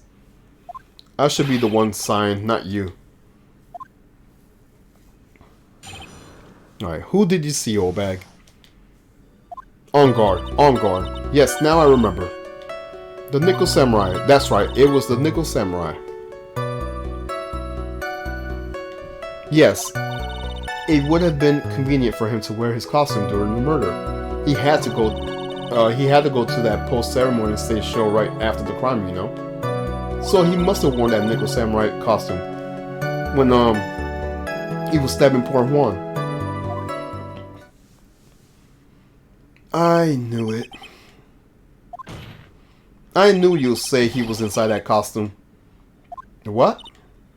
Did you think there could have been someone else inside that costume? Don't be a bad little boy thinking such rude things. But the possibility does exist. Youngins today, I told you, there's no way it was anyone else. How do you know that? Because I said so, and what I say is the truth. At least she's just as delightful as a witness as she was a year ago. Mr. Wright, you may cross-examine.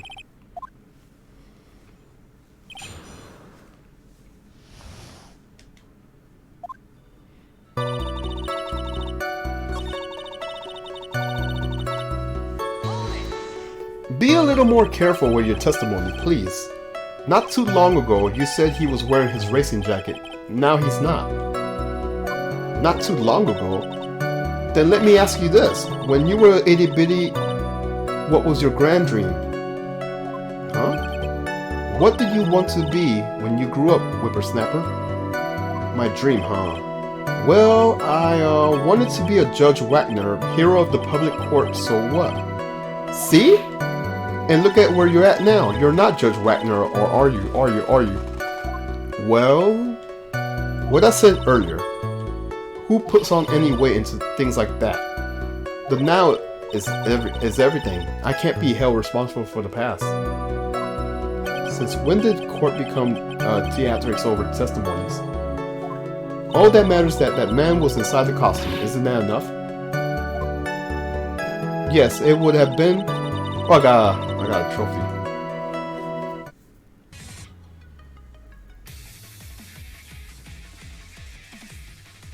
Press Obag, claim it was the... Okay. That's funny. Okay. Yes, it would have been convenient for him to wear his costumes through the ceremony. Okay.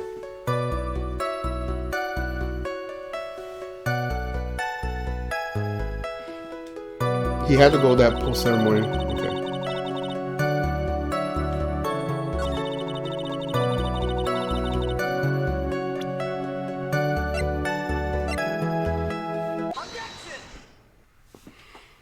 Please take a look at this.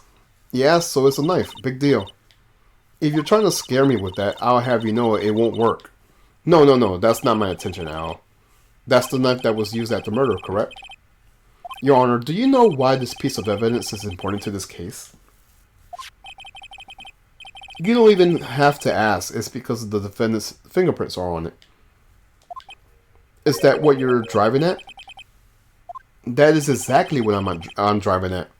What are we driving at? And whose car are we driving? If Mr. Ongar was really in the Nickel Samurai costume at the time of the murder, then it's impossible for his fingerprints to have been left with this knife. Actually, we would have wiped all the previous fingerprints on the knife right off. Oh, that's right, the Nickel Samurai wears gloves, doesn't he? He probably took his gloves off before he began the stabbing. And why would he do something like that? To leave his fingerprints on the murder weapon? There is no way he would have done something like that. However, there is one possibility. Then let's hear your possibility. It's very simple. Hey, zombie. The defendant went to the victim's room while in costume as the Nickel Samurai. At that time, the defendant held no intent to murder. He was probably just gonna relax and talk with the victim about the stage show. Which is why he took his gloves off. But the murder still did take place. It's well known that there was bad blood between the defendant and the victim. Yes, I have heard that before. Well, Mr. Wright, what do you have to say about Mr. Edgeworth's theory? So let me get this straight. Edgeworth's theory goes like this. When the defendant went to the victim's room, he had no intentions of killing him. Now, up to this point, are there any problems with this theory?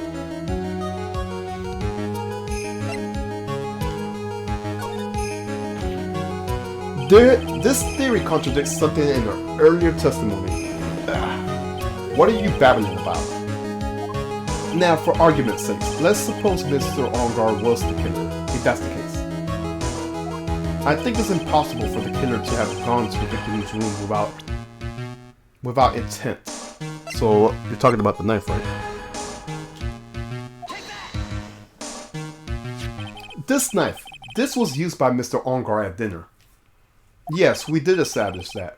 Which means that if my client was in fact the killer, then he brought this knife with him when he went to visit Miss Corita. I suppose. However, you just said it yourself. At that time, the defendant had no intention to murder. If that was true, then why would he bring a knife? He wouldn't, would he?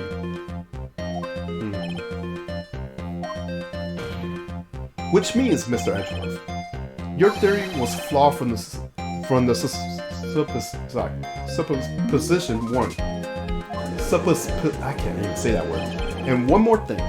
If the murderer was wearing the costume at the time of the murder, then there should be glove marks left on the knife.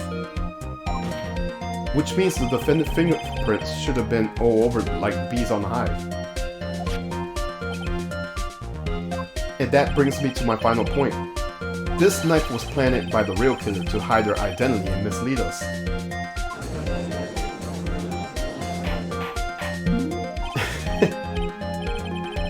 Was this knife really planted by the killer?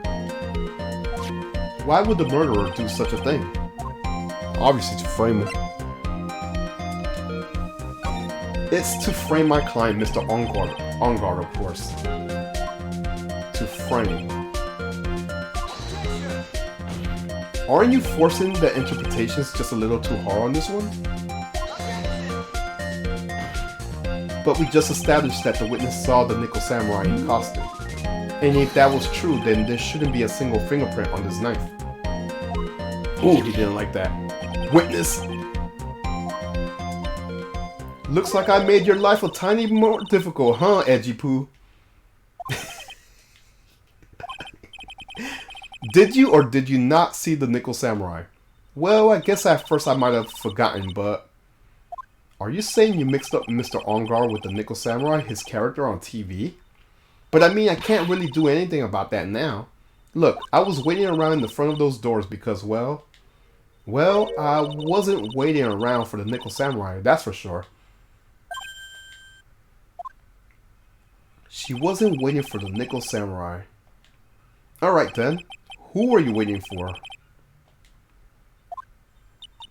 That's top secret to anyone outside of security. I have a feeling that you're waiting for Juan Corrida. Am I correct, witness? The way you think you are a sad amateur with a terrible case of nearsightedness.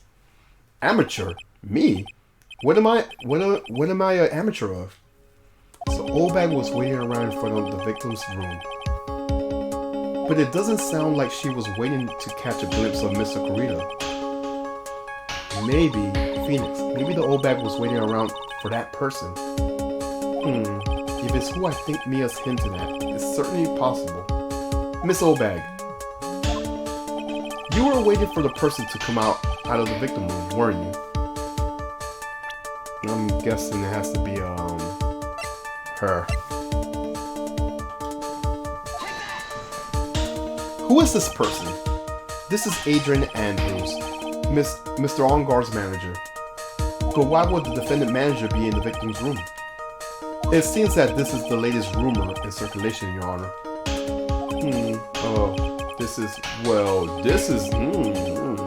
I see. The judge seems to be really into this article, if it could cause such a thing.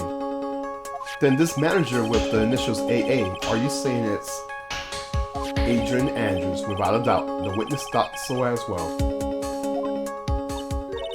Looks like you found me out.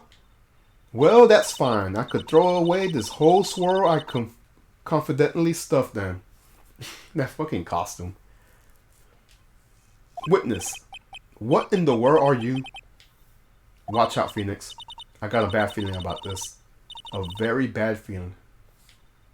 I got some information, some very secret information from a certain source. So that's why I was doing my own investigation. In secret, of course. But what for? Oh, just for myself. Personal reasons and all that. Hold on, I got a burp. Alright. Well, Mr. Edgeworth, how would you proceed from here? I really don't know what to do. What to do this. I really don't want to do this. However, I cannot simply let this point slide. I see. Very well then, witness. Please testify about this secret information. Get ready. This is gonna take the wind out of your youngins. Oh my gosh. I'm sure we're all capable of handling this. Really, it's not like we're 10 years old.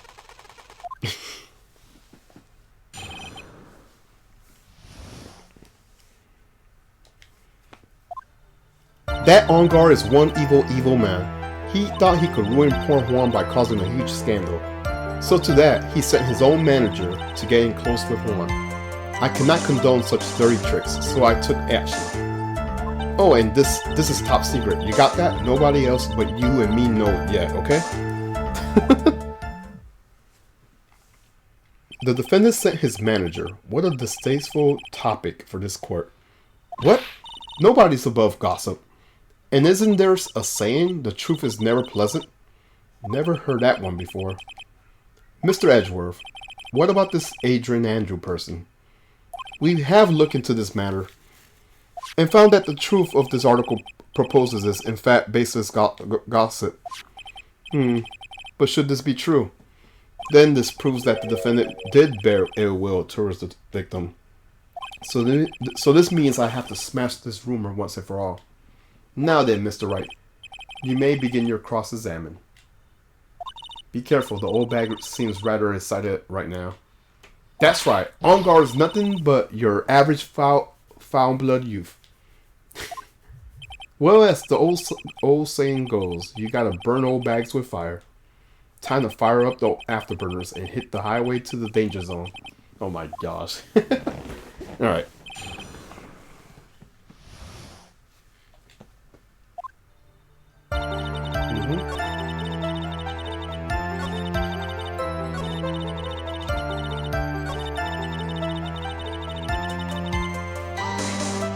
Wait. What? I'm a busy woman. Tea time with the kids is over. Danger zone, I know. Secret information that no one else knows yet. If that's true, then how do you know this secret information? Huh? Well, that's because I'm a pro. Yes, that's it. It's a secret. Even if you drill a hole into my brain, you'll never find out. How in the world did that old bag get the secret piece of information? Oh wait, that was clever.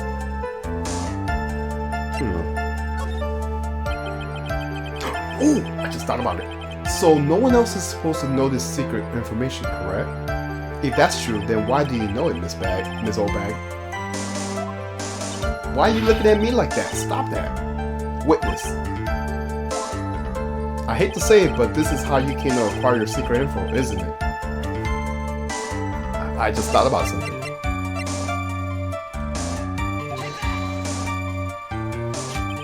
This investigative photographer, Lotta Hart. Oh yes, I remember that mischievous girl. She reported that she had lost a certain note that she written to herself. She reported such a thing? On that piece of paper, she had written down some of her outrageous impressions about the relationship between the victim and Miss Andrews. What? Outrageous ideas, you say? No, I say impressions. Then everything written on this piece of paper is completely meaningless. Ah, that's it. That's the note.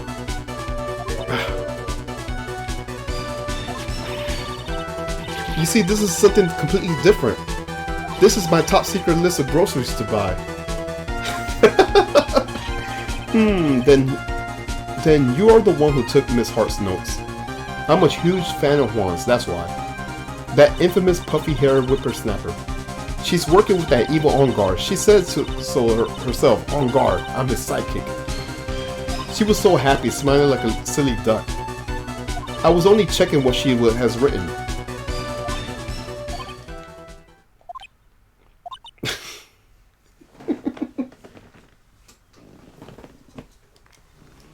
Edgy Poo, you gotta believe me, don't you?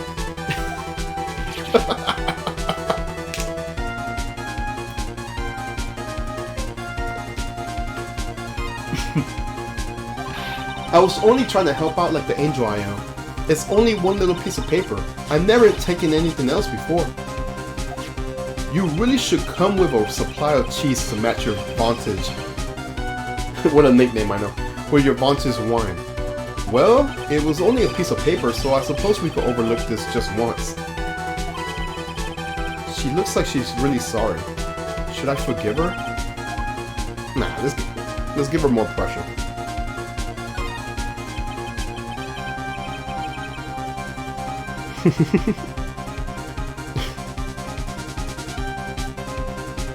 If I let her on right now, she'll get away. I have to find some way to inflict a definite blow to the prosecution. Witness, you said that the only thing you stole was that note. Is this correct? Stole? Why don't you listen more carefully, you annoying brat? I saved this piece of paper from the terrible, lonely trash can, that's all. You're lying, damn it. And I could prove it. Are you putting my credibility under scrutiny again? Miss Old Bag. I don't believe that the note is the only thing you stole that night. Yeah, we could definitely confirm that.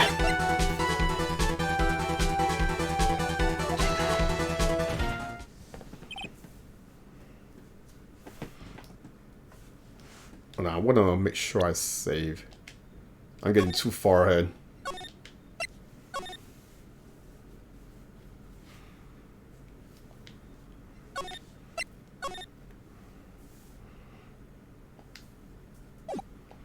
Alright, Miss Old Bag. That note with a camera inside its case, wasn't it? A camera? Yesterday, Lotta Hart was raising a huge stink over her camera. She kept saying something like, my sweetie $1,600 camera disappeared on me. Why? Why, Witness? What is it, Gramps? If you have the note, then it's only logical you have the camera too. Looks like you found me out again, Sonny. Is this the camera you're looking for? Ah, that's... What? Even though I look like this, I'm still a person, you know. Why is she wearing the helmet?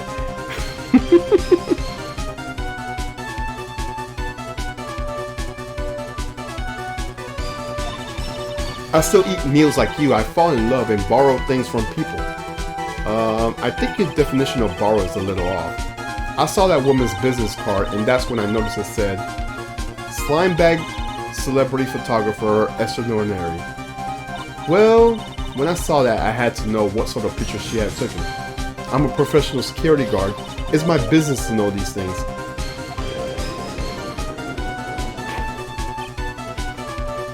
Bailiff, check the camera's photo, hurry.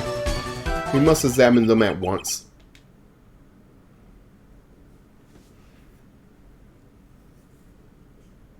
Well, Mr. Edgeworth, what do we have? There is only one photo that seems to be relevant to this case. Please present it to the court. This is the Nickel Samurai. See, I told you that's the guy I saw. This proves that the witness was not lying earlier about the matter. Okay. What does this mean, Mr. Edgeworth? This photo by himself does not prove that the person is the defendant, however. In his own confession, Mr. Ongar clearly stated that at the time of the murder, he was still in his Nickel Samurai costume. If that is the case, then this Nickel Samurai is the defendant. How did it come to this? I think this brings us to the end. We examined every piece of the evidence thoroughly. Final comments, Mr. Wright? The court will consider them before we close. Do you agree this photo is decisive evidence against your client?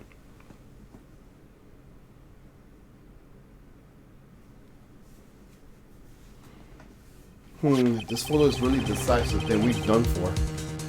But if I raise an objection here and blow it, then I will put Maya's life in jeopardy. I can't make a mistake here. There's only one road out of this mess. This photo that Lotto took,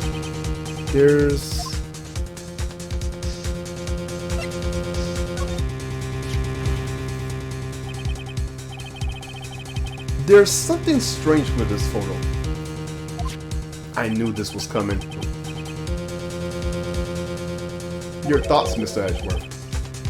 I think we could agree that there is nothing strange with this photo. There is no way for the defense to debunk this photo, even with a bunker buster.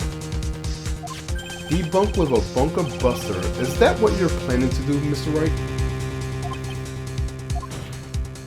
Wright? Anyways, please look at the photo one more time. I gotta be prepared to sleep early tonight for... Okay, Zombie, no worries.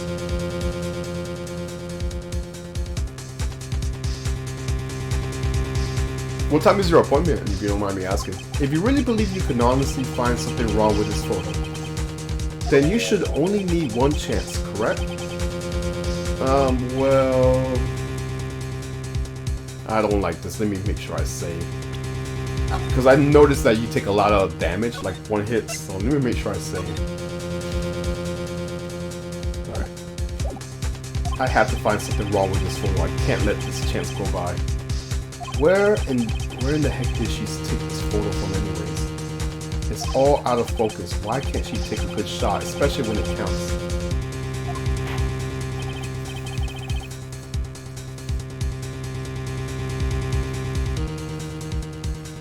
Now then, let's hear your objection. What about this photo is strange?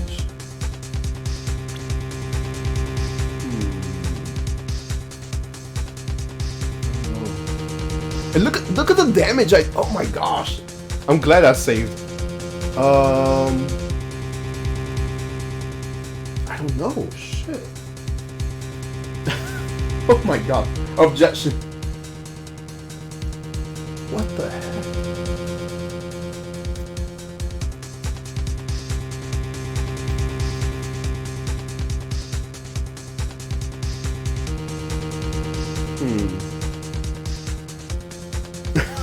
Oh my gosh. I have no idea.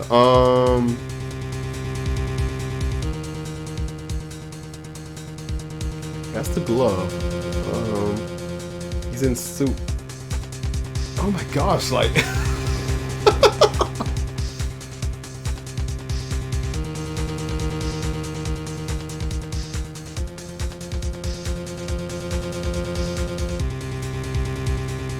I'm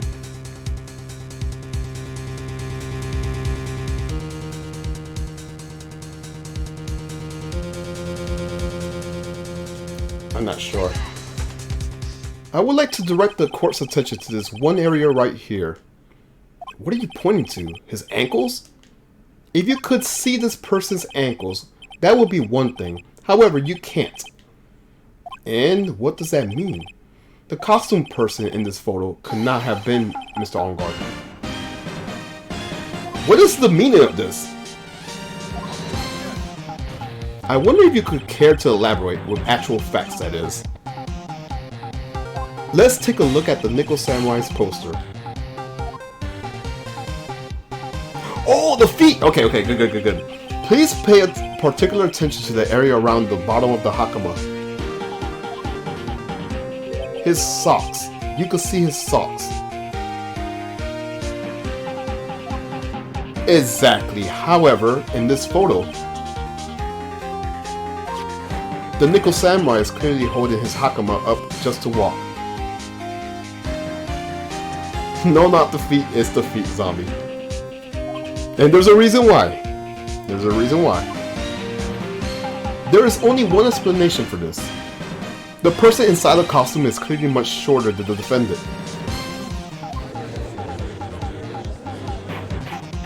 Alright, I think I turned the things around for myself this time. The zombie's like, no. That's curious. Huh? What is? Edgeworth is unusually calm today. That's true. He's just letting the trial run itself, as if he's only along for the ride. Along for the ride? What do you mean by that? I can only guess that perhaps he doesn't feel under attack at all. Let me shut you out, zombie.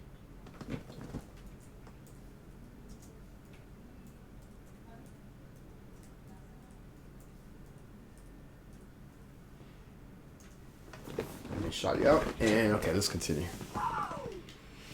Alright, so he doesn't feel under attack, then I haven't damaged his case at all.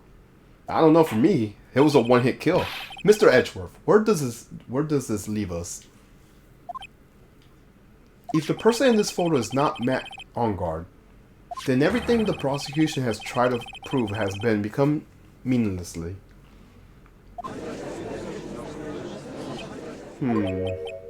I figured it would come to this. What? Right, I have something I want to ask you. I think you have proven that the person inside this costume is not Matt Engarde. In that case, who is this in the photo? Who is the person wearing the Nickel Samurai costume? Don't stress out over this, Phoenix. It's very simple. What you should be focused on is Edgeworth's attitude, don't you think? Yeah, why is he so calm? Mr. Wright, let's hear your thoughts. Who is the person in this photograph?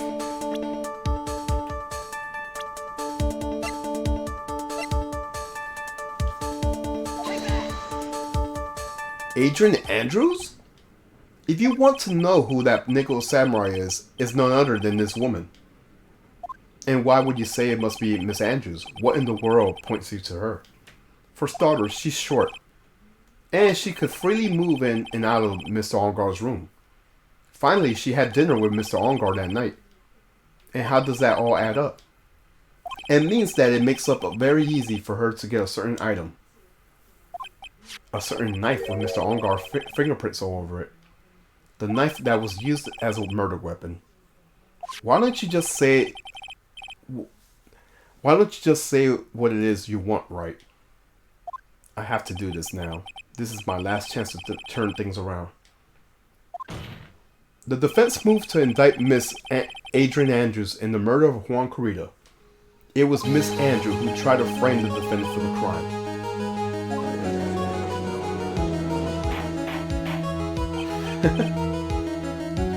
It looks like this trial has hit a most unexpected development. Mr. Edgeworth. Yes, Your Honor. This court is issuing a subpoena for Miss Adrian Andrews. A verdict cannot be passed without first hearing her testimony. Alright, this is it. This is kind of baffling. Huh? What do you mean? If Adrian Andrew is summoned to court as a witness, it means that the trial will go on for another day. One more day. Ah! Maya! If I don't get a verdict today, then Maya... Now then, we shall set Miss Andrews' testimony for tomorrow. What am I supposed to do? The judge is about to adjourn the court. Now then. Please, Your Honor, continue the trial. You must pass a verdict today. I can't do that. We cannot hear Miss Andrews' testimony if she is...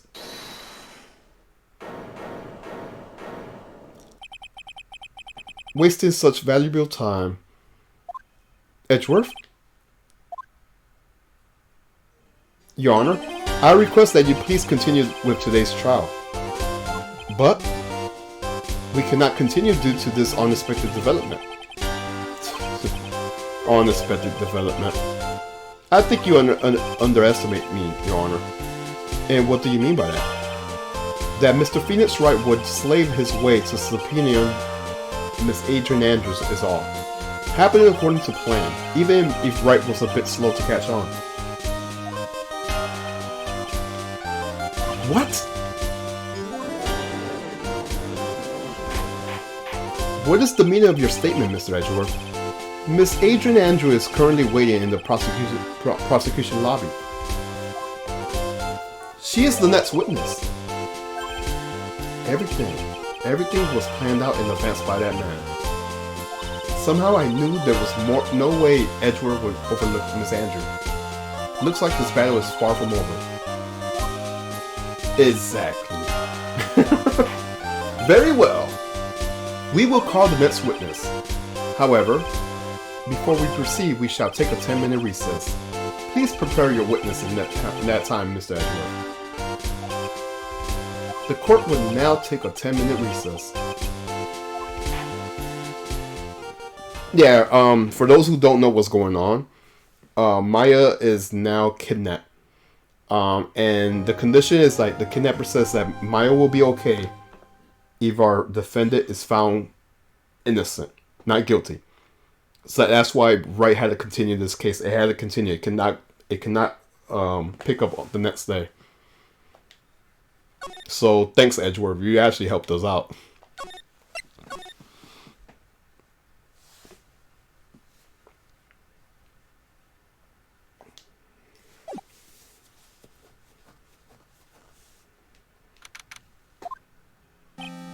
Dude, I can't believe that Adrian. No way. Not cool. And collected Adrian's Andrews?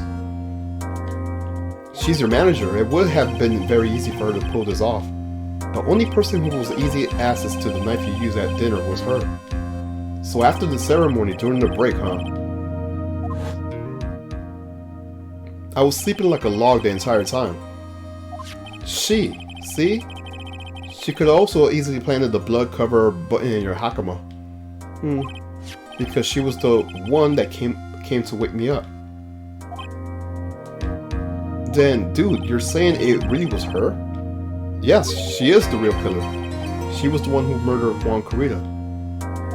But why? I thought she was buzzed with Juan. She has her own agenda.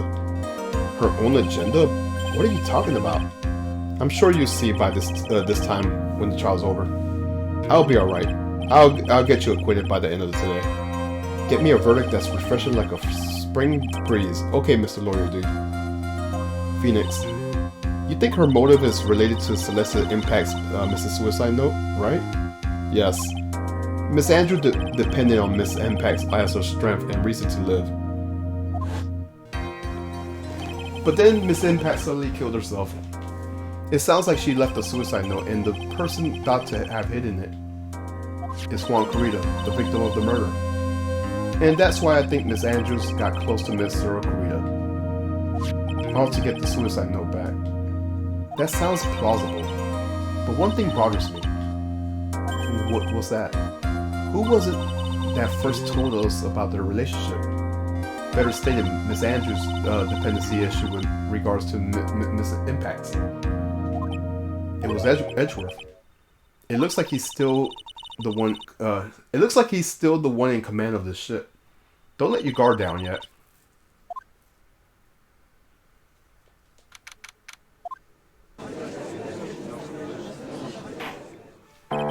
Court would now reconvene. Alright, so I'll skip there now. Miss Adrian Andrew, the person who discovered the crime in Mr. Juan Carrito's room.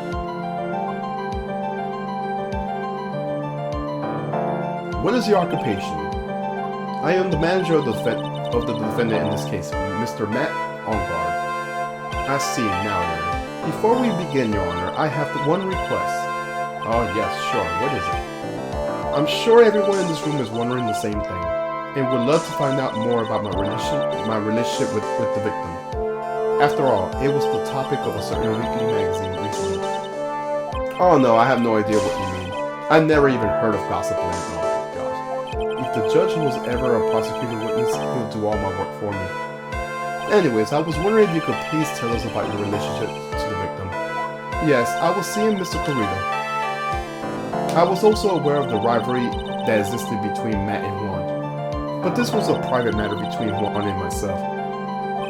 So it was a fry and bait matter, or was it the bait and fry? It reminds me of fishing. But I didn't kill him. No one is accusing you of that. I think there's someone who would beg to differ. I think we all understand your relationship with the victim now, Miss Andrews. Very well then, witness, please testify to the court about what happened when you discovered the murder that had taken place. Alright, let me get comfortable. It was time for the show to start, so when I went to get Matt from his room, after that, I went into Juan's room, and there was his dead body. I was in shock. What I saw was, naturally, the exact same scene as the crime scene photo. You know, in a way, he kind of looks like Samanosuke. I shouldn't be laughing. But anyways, I felt as though I was about to faint, so I poured myself a glass of juice.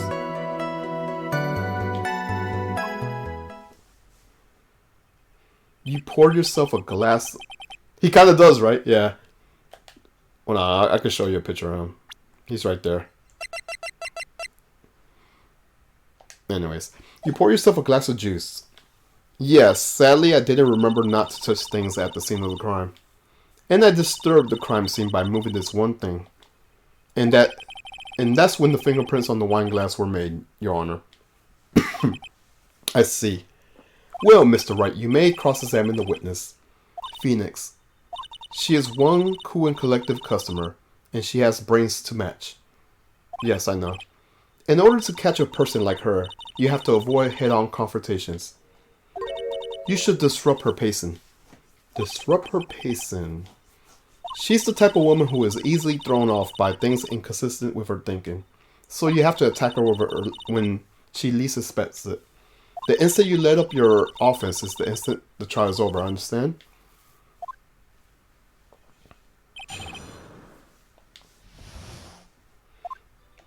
Alright.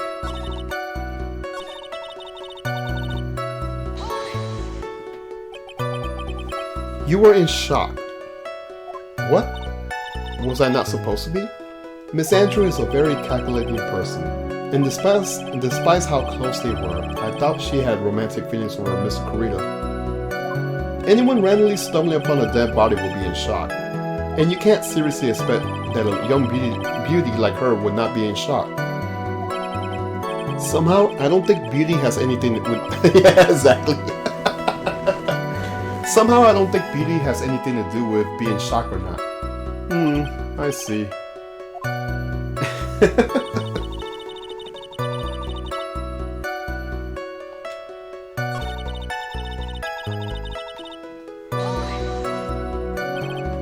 Juice.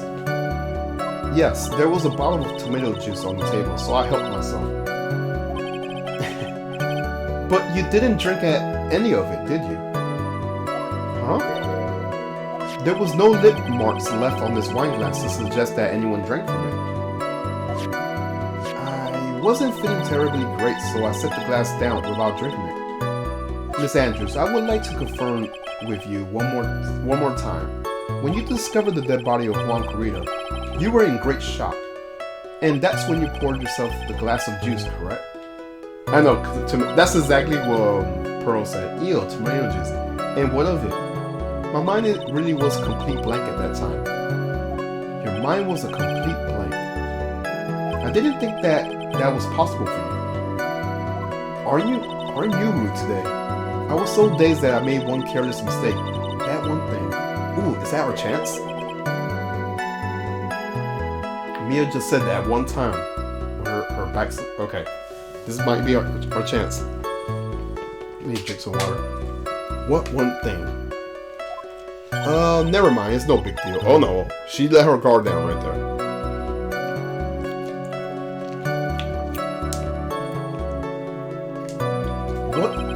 What was she starting to say just now? Yeah, let's press further.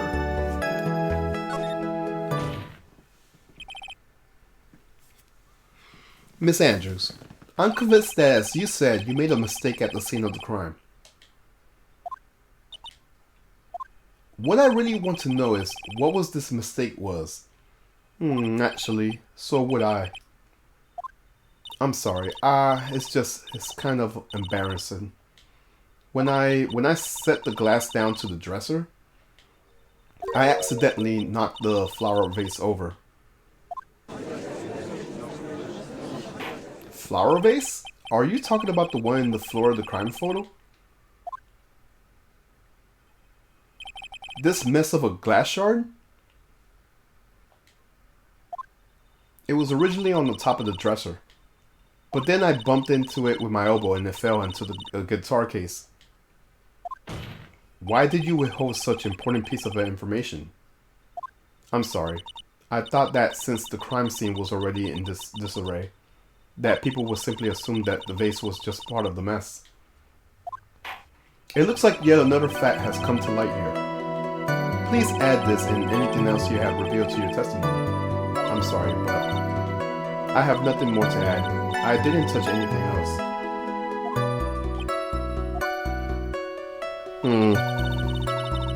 I don't know about that.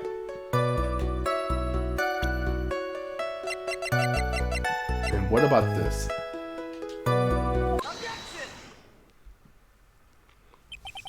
You testified that you knocked the flower vase over. Is this correct? Yes. And are you sure it fell into the guitar case? Is there some problem with what I said? It's not some problem, it's a major problem. It's true that the top of the guitar case was wet with water. However, that's exactly what's so strange. I remember this, yes, in the beginning of the investigation. Miss Andrew, you testified that the vase fell into the guitar case. However, yeah, there was nothing inside. If that was true, the case should have got wet on the inside and not the outside. That is true. There's a contradiction. That's very true. Furthermore, there is one other strange thing about this guitar case. And what is that? Let's take another look at the crime scene photo. The remains of this vase are scattered on the floor. And what is wrong with that? If the guitar case was open with the vase of fall, the glass shard should be inside, not outside of the case. What is your point, right? That the case was closed that time when the vase got knocked over? Is that all? No, think back to what Miss Andrews just testified to. She said that other than the vase, she didn't touch anything else. Yes, that's right. She did implicitly said she didn't touch the guitar case. But this whole matter with the guitar case is a dead end. The bright red guitar was found at the studio. It has no bearing on this case at all. That may very well be, however. The empty guitar case does seem to have no relationship to this case, doesn't it? It seems that there's no deeper meaning to this guitar case. Well, Mr. Wright, do you think we need to hear more detail? Yeah, we're gonna have to. We're gonna make her testify. Let me, comfortable. The empty guitar case. I believe this is a crucial piece of the puzzle. Heh, I can't believe anyone would reach for straws like this. But it is you. I can't believe I'm doing this either. Alright, I'm following along for now. Miss Andrew, please testify to the court about the guitar case. Yes, Your Honor.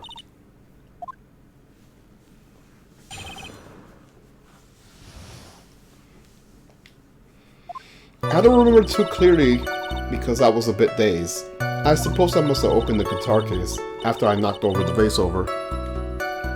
It's not a big deal though, right? The case was empty after all. As for why I opened the case, even I don't know. That's very sketchy. There's gotta be something. It looks like this really wasn't a very important point. This wastefulness is such a familiar feeling by now. It's almost comforting. Anyways, I'll just go ahead and start the cross-examination. Using anyways to change the topic. A convenient escape for a weak man.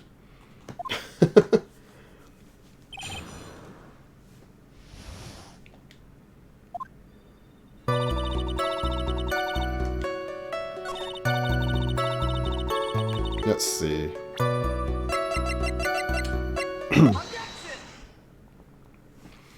There is no way you were the one who opened the guitar case. Why would you say that? It's elementary, my dear. Because the only fingerprints on this guitar case are those of the victim.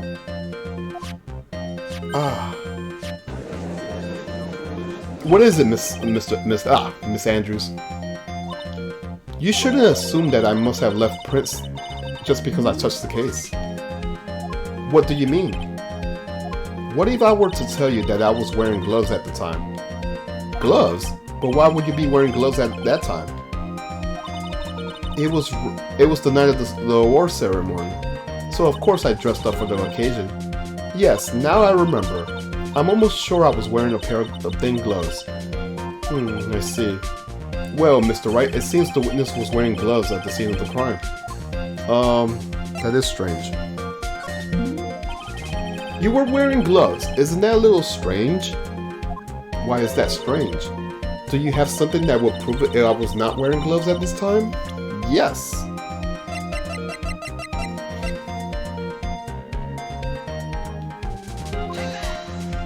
I have your proof right here, this wine glass. The wine glass? You left your fingerprints very clearly on this wine glass.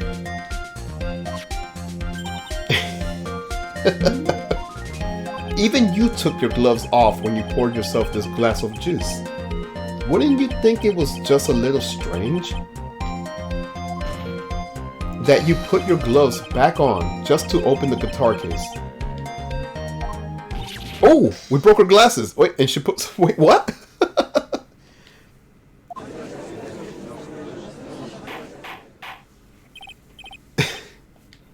Looks like you hit the nail on the head this time. What do you mean?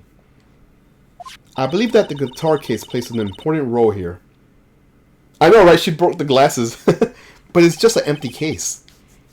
I wonder if it's really empty, though. But the guitar. The bright red guitar was at the studio. Phoenix, drop all of the presumptions. What was in the guitar case was not the bright red guitar. You don't mean it was a bright white guitar. Wait, that's not right either. I admit it would be unnatural for her to do that. So the witness was not wearing gloves despite the fact that it was on the case. Your Honor, this is obviously the defense usual misdirection tactics at work.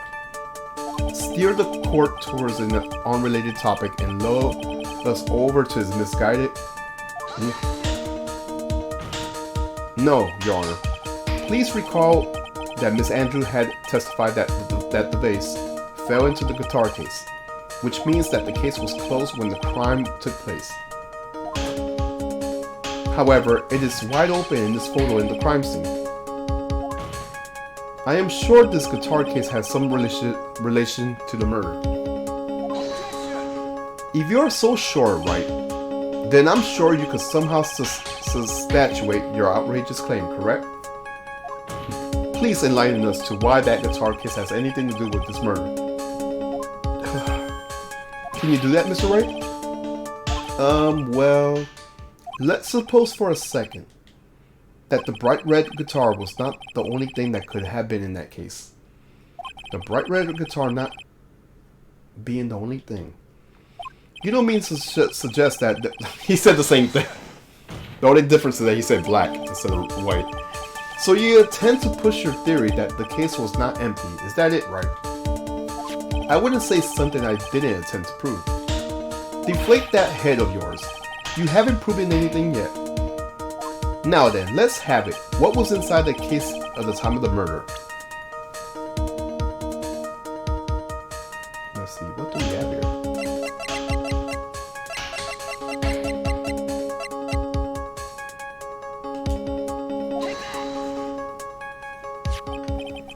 This is a photograph. Yes, but what's important is what's in the picture, Your Honor. In this picture, it doesn't take a genius to see what I mean. What am I proposing is, inside the guitar case was the Nickel Samurai, the hero's very own costume. What? Mr. Wright, explain yourself. Right, are you saying that the witness opened the guitar case to take out this costume? What insane point would there be to doing something like that? That insane point would be to wear the costume, of course. Miss Andrews put it on to hide her identity so she could make her escape. After all, you couldn't let anyone see you leave, could you, Miss Andrews? I refuse to accept your theory. Do you have anything to support your preposterous idea? Just outside the door was an investigating photographer who was starving for a big scoop. And in the end, she managed to get this shot, correct? You mean this photo?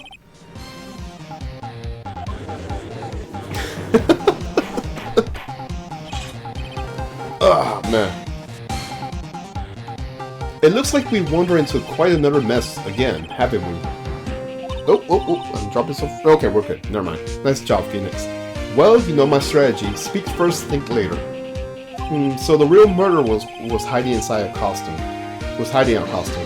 Wait, 1 second, Your Honor. The Nickel Samurai costume would have been Mr. Matt Onguard's. Why would something of the defendant be in the victim's room? And inside the guitar case, of all places? True. That is a little baffling. Mr. Wright, the court would like to hear your thoughts. Okay, that's not much damage on the health bar. That's good. What was this Nickel Samurai costume doing inside the guitar case? Mr. Onguard did not take his costume off during the break period. In that case, the costume we are talking about was a spare one. What? Then, are you saying that on the night of the murder, there were 2 Nickel Samurai costumes on the Gatewater Hotel? Yes, that is what I am saying. And how do you explain the costume was inside the guitar case? It would mean that the victim himself had brought this spare to the ceremony on purpose. But why? The victim, Mr. Kurita, was the jamming ninja. Why would he secretly bring the Nickel Samurai spare costume with him? What could be the reason behind such a peculiar act? And therein lies the sticking point. What are you mumbling to yourself about now? Have you just been rambling this time without any sense of inner monologue? Huh? No, Mr. Wright, please explain yourself. Why do you think the victim had the Nickel Samurai spare costume? Phoenix, are you sure you can explain this one? Think carefully before you answer, and then answer with gusto. I believe in you.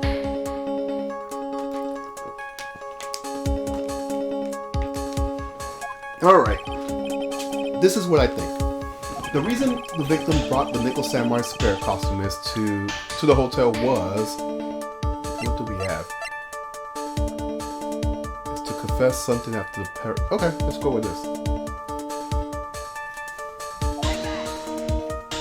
What is this?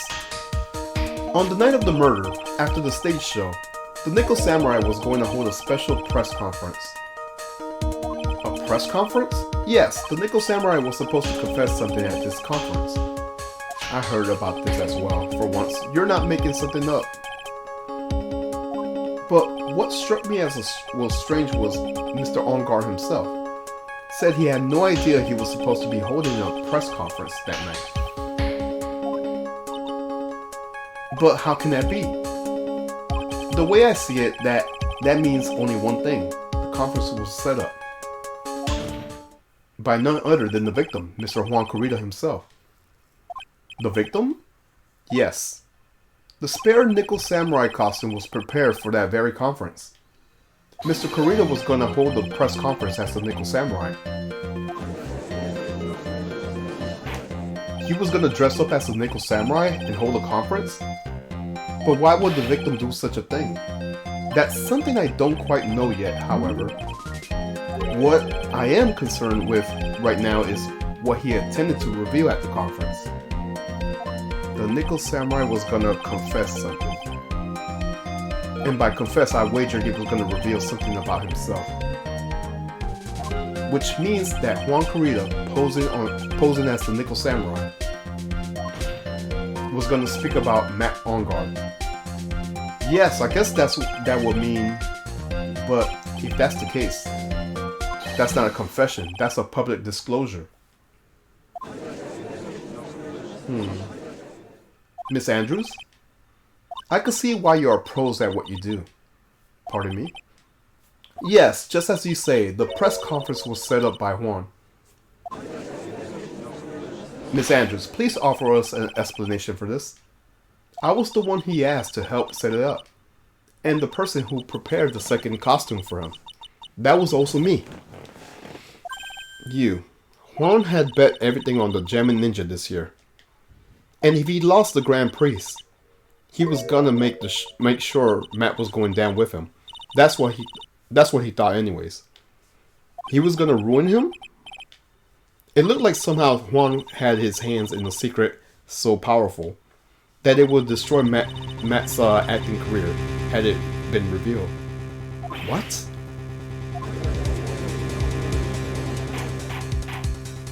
And do you know what the secret of Mr. Ongar is, Miss Andrews? That's something only Juan knew. I don't know what it is. Ah, I see. I've probably been coming off quite suspicious to everyone, but that's to be expected. I've been trying to protect Matt, after all. Protect Mr. Ongar. And yet again, another strange bit of truth comes to light, it seems. Miss Andrew, if you could, please tell us the truth about your behavior. Yes, Your Honor, I understand. Okay, another testimony.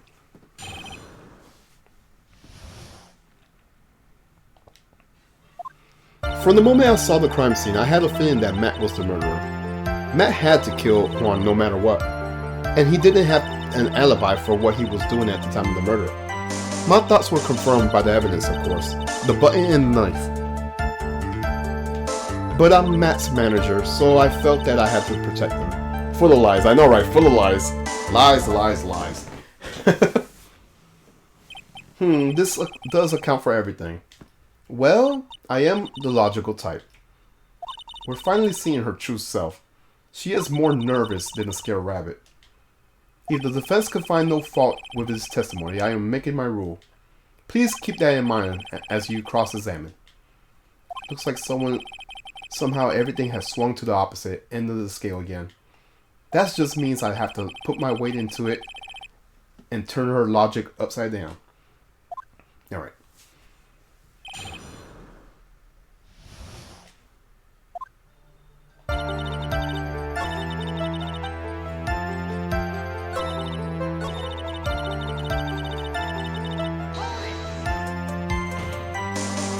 You could hardly call the knife decisive evidence. The fingerprints on the knife could very well be a clever camouflage. Then, what about the button? The button. It's clear from the crime scene that the victim and his murderer fought. And during the fight, the killer ripped off the button from the Jamming Ninja's costume. You're talking about this button, correct? That button was found in the pleats of Matt's Hakama, isn't that correct? I could think that it could be decisive evidence. Looks like you were outfoxed again, Mr. Wright. Anyways, the knife doesn't prove a thing. Please fix your testimony. I can't stand the sight of a man who can't gracefully accept his defeat. That look.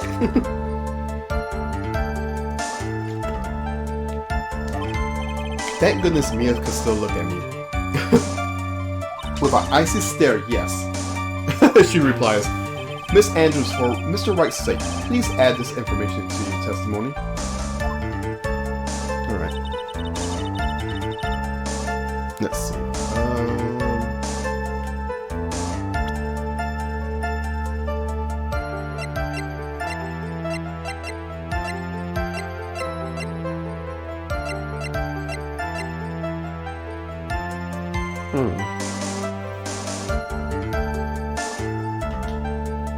Mind reading well, that's scary, I know, right? This is the report, this is the victim's autopsy report. It clearly states that the cause of death was strangulation by a scarf. Strangulation? The knife stab to the victim was done after the victim had already died. And what does this mean? Let's examine the evidence. This button has the victim's blood on it, which would mean that it would have been ripped off from the costume. When? After the knife was stabbed into the victim. Exactly, which means it is impossible that this button was torn off during the victim's final struggle, because the victim was strangled to death in that fight. That's right, Miss Andrews. There is no way that this button was ripped off during the struggle. This button was consciously pulled off the victim's already dead body.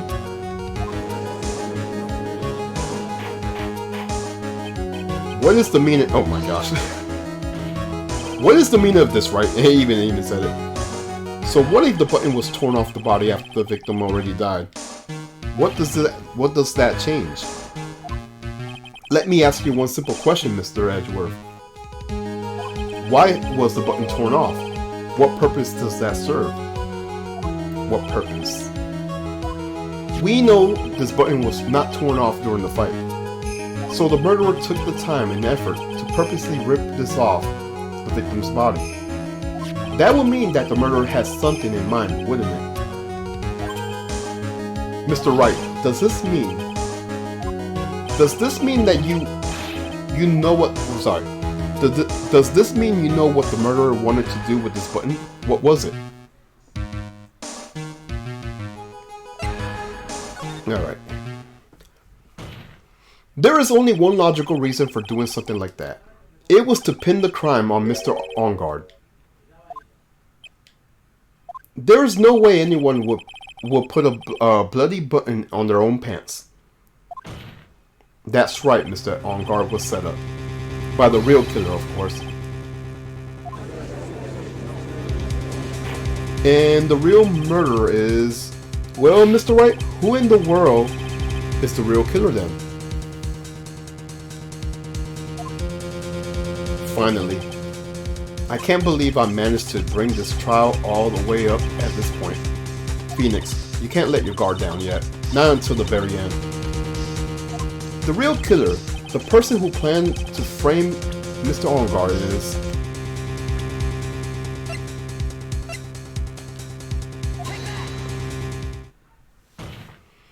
Miss Adrian Andrews.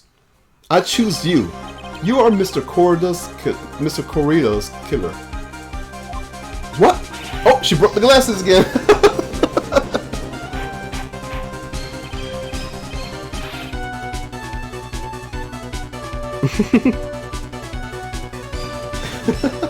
This is a very grave matter. Do you have any evidence that supports your charge? Any evidence? All of the evidence points to Miss Andrews. How many glasses is she gonna break? I know, right? You can't stick any of that on me? I can't? Can I? Would you care to test me? Then what about this knife? The knife was used to stab the victim after he was already dead. It was used to throw suspicions on Mr. Ongard, naturally. A knife covered in the defendant's fingerprints could be only taken in his room. And the only one who had dinner with him and knew which knife to take was you. She did it again? Then, what about the button that was found on Matt's Hakama? This button was removed from the victim's body after he had already died. The only people who could have done so was the person who found his body on, or the killer. However, if Mr. Ongard was the real killer, there is no way he will have put some incriminating evidence on his own Hakama. She got a loud pair of glasses, I know, right? Oh, there goes another one.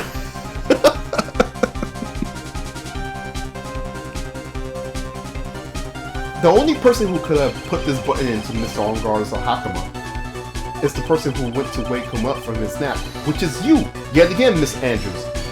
I see, but what about the empty guitar case? That is another piece of evidence that's incriminating. Okay. That costume was used to hide the real killer's identity as they fled the crime scene. Well, when you lie like that, you're gonna have a lie. Yeah, I agree. Now, who could have known that there was such a costume inside the guitar case? It could only have been the person who prepared the costume for the victim. And that person is you, Miss Adrian Andrews. Is she gonna break it? No. Oh, I thought she was gonna break her glasses again.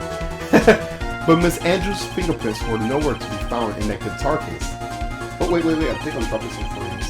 Oh no, we're good. Never mind. And it was you who proved that she was not wearing gloves at that time. That's right. That's because she did not intend of leaving any prints. If anyone had found out she had touched that case, they would have asked her why. So to avoid any prints, she used a towel or something to open it. But the glass of tomato juice is a different story. Miss Andrews purposely left her fingerprints on that glass to show that, yes, indeed, she was the classic dazed discoverer of the dead body. Oh, there it goes. And to top it off, there is this photo. A photo of the killer as they exit the scene of the crime. No reasonable person on earth could believe this nickel samurai is Mr. Ongard. He would be much too short for his own costume if it was him. Speaking of how tall people are, Miss Andrew, you're also kind of short in stature, are you not? Please stop. Well, how was it, Miss Andrews? I got her this time. Miss Andrews? I refuse to testify. What was that? There's a law. It says I can't be forced to testify about something if I can incriminate me. Oh, she just told on herself like that. Well, yes. You are absolutely correct, Miss Andrews. The law does provide us with a way to avoid self-incrimination. By allowing a witness to not testify if the testimony can cause damage to themselves. What? Pleading the fifth is not something that most people would think of on this spot. Actually, thinking back to yesterday.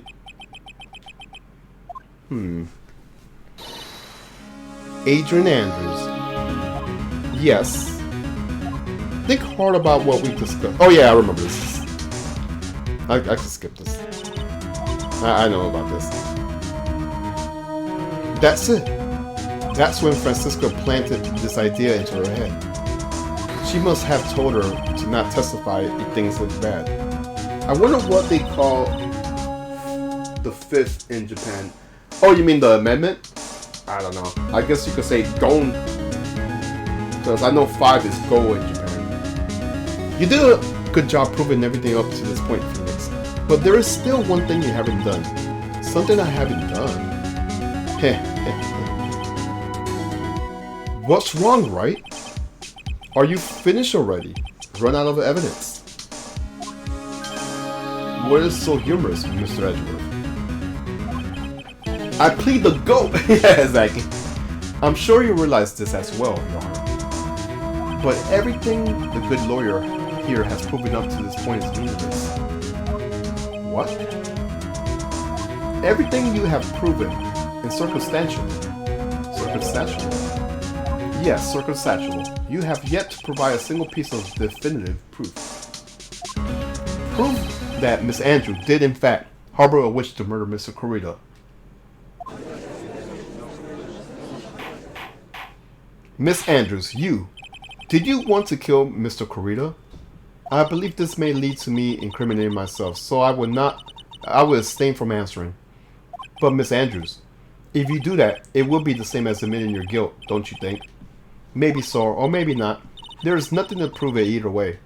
Besides, you don't even know what crime I will be guilty of due to my silence. No, she's taking that defiant attitude again. Mia, what should we do? Somehow, we landed into the worst possible situation. I think we have reached a certain conclusion at this point. Miss Adrian Andrews has refused to testify, and the defense theory that she is actually the murderer has not been fully sustained with solid definitive proof. But that's not true.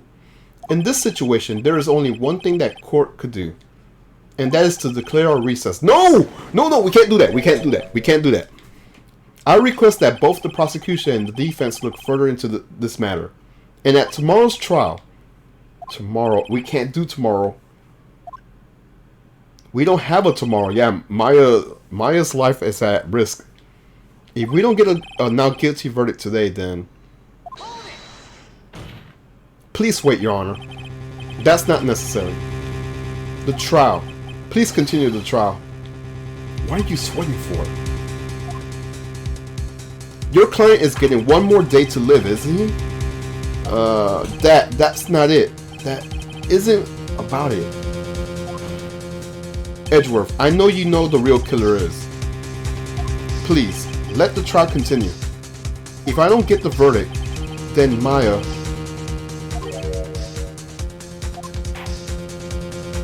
But it's impossible to continue as long as the witness refuses to testify.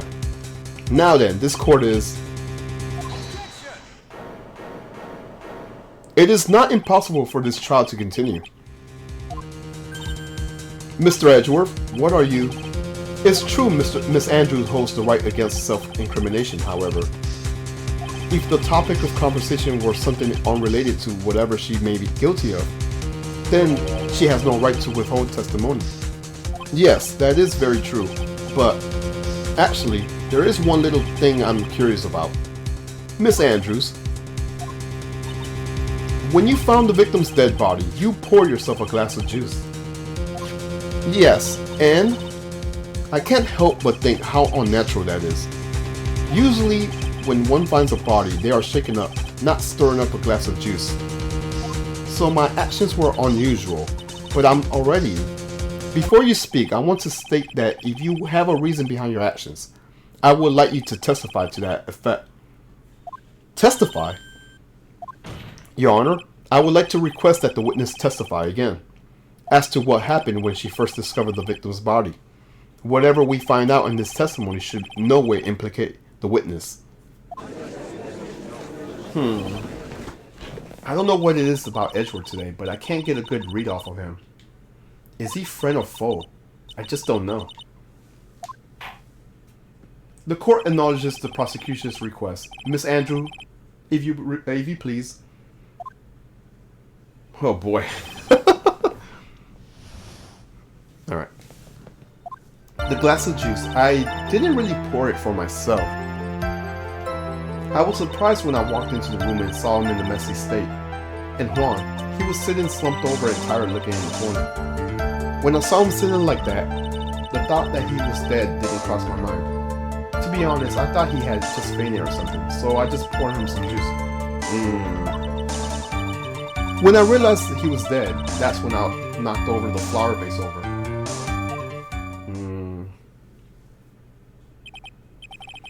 So you poured that glass of juice for the victim. Why didn't you say so in your earlier testimony? Because she's lying. I didn't think I needed to include something so trivial. I don't know, she's gotta be lying. Phoenix, be careful. If you can't find anything wrong with this testimony, there's nothing left. I know. Edgeworth, what the heck is going on in that brain of yours? Now then, Mr. Wright, you may begin your cross-examination. Okay.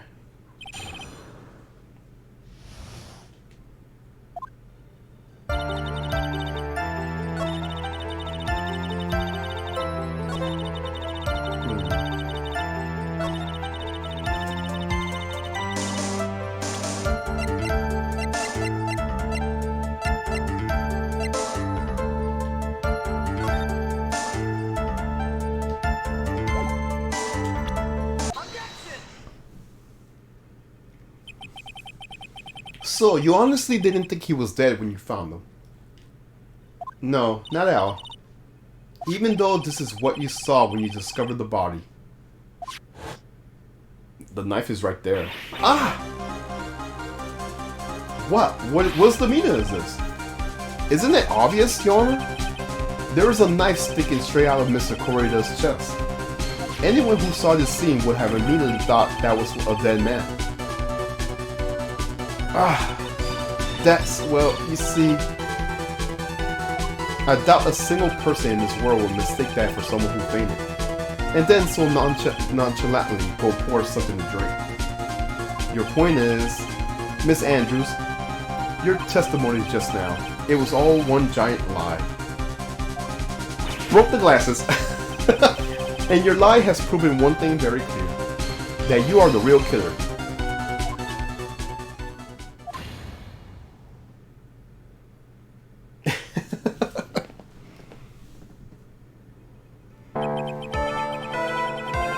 It looks like the defense has somehow brought the ugly truth to light. The defendant, Mr. Matt Ongard, is not guilty after all. But that's impossible. Nina the assassin, yeah, she could pull it off. She could pull off on Nina. Miss Andrews, try to have some composure. It wasn't me. It wasn't me, I tell you. It was Matt, I swear. He's the one who killed Juan.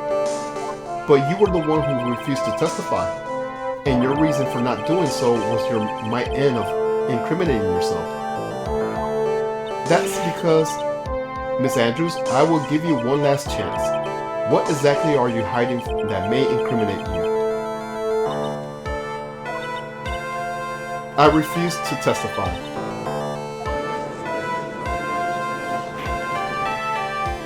Then there is no need for this court to continue any further. Mr. Matt Ongard's innocence has been clearly demonstrated. Is it? Is it over? Have we found the truth at last? What's wrong, Phoenix? Usually when the real killer confesses his or her guilt. And now that I think about it, this is the first time someone hasn't. Now then, I would like to hand down my verdict for Mr. Matt Ongard.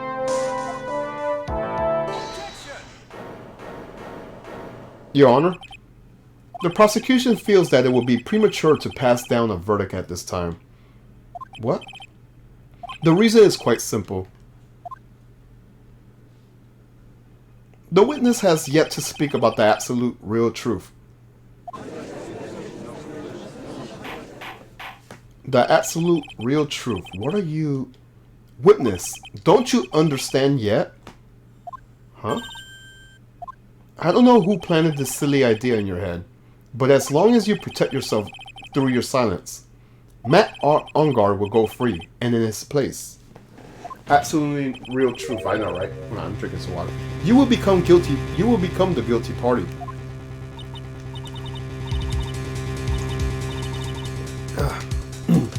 That's a lie. I don't believe you. What? I was told if I spoke, then it would be all over, and Matt would never be declared guilty. What in the world is she talking about? Has she lost it? I can't speak about it. I'm too scared. Oh, I know where this is going. It's actually something. It's Francisca von Karma. Huh? Don't you remember, Phoenix? Miss Andrew lives by gripping tightly into the world of others, because she doesn't have the strength to believe in herself.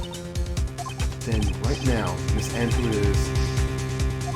Yesterday she was tossed a lifesaver by Miss Von Karma. Don't say a word no matter what happens. If you do, Matt Ongar will be acquitted. Miss Andrew undoubtedly believes in those words right now, and is clinging on to them. Then what should we do?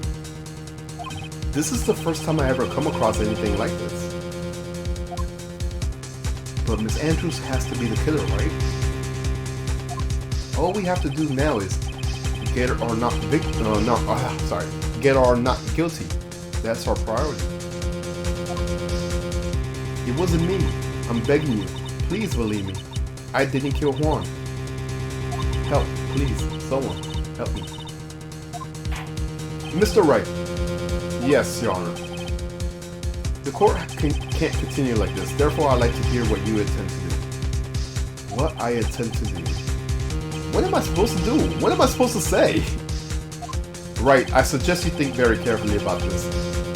Think about what this witness did and what she did not do. And think about who is the real mastermind behind this crime. Who's the real mastermind? Isn't that obvious? There's no one else that could be except for the woman crying over here, right? Come now, what will you do? What kind of man are you, Mr. Phoenix Wright? Alright, let's force her. There's more to it. I have to win a complete acquittal today. There's no way around that. But I can't bring myself to do something like this. Not when she's making a face like that. Miss Andrews, I would like to know what you are really hiding. Mr. Wright, are you sure you know what you're doing? Sure, Mr. Ongar would get an acquittal, but in his place, he will be found guilty. Is this how you really want to end this trial? Be quiet. How dare you? You're trying to trick me. That's enough. I commend you for trying, Mr. Edgeworth. However, it's clear that the defense theory is the truth. You're wrong.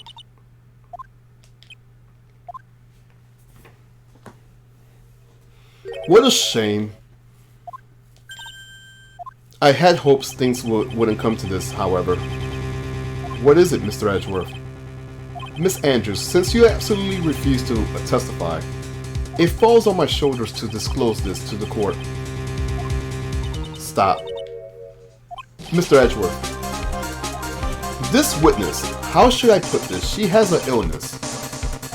What? And because of this illness, she has tried to commit suicide in the past. Oh, she doesn't want to talk about this. No matter how much you want to hide it, it's no use. I have the evidence right here.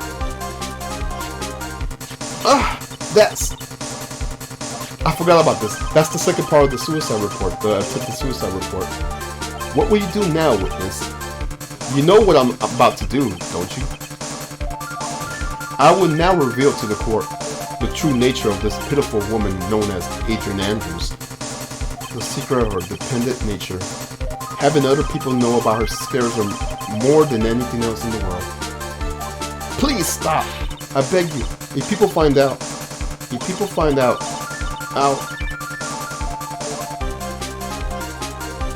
if you're gonna say you would choose death, that is no concern to me. Edgeworth, how can you be so cold? However, before you die, I will put the truth on your still breathing lips, no matter what I have to do. So, will you tell the court yourself, or shall I? Either is fine with me. I'll talk, but please, help me. Nothing matters anymore. Alright, here we go. When I first saw him, I really thought he fainted, honest. When I realized he was dead, that was when I formulated my plan. Once I made sure there was no one in the hallway, I made a dash back to Matt's room. And then, I stabbed Juan Dead's body with the knife and ripped off the button. Just when I finished and returned to Matt's room, I had a bit of inconvenience. And that's why I ended up using the Nickel Samurai costume. Stab the body with the knife? But why would you do that? Isn't it obvious to pin the blame on a certain person? A certain cowardly man? What do you mean by all of this? It might take this court a little while to understand, but this is the truth. The real killer is Matt. That scumbag of a man, I will never forgive him. He's trying to escape his guilt again, just like last time. So Miss Andrews stabbed the victim, Juan Carita, in the chest with the knife. However, she didn't do it with the murder in mind. She did it with the intent of framing Matt Ongar for the murder. And this is her crime. What? How is this possible? I mean, wasn't Miss Andrews supposed to be the real murderer? Mr. Wright, please get over your shocking comments.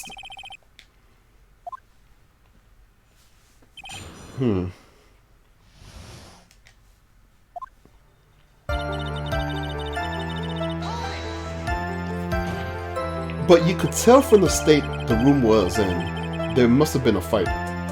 Are you telling the truth when you say that you did not know he was dead?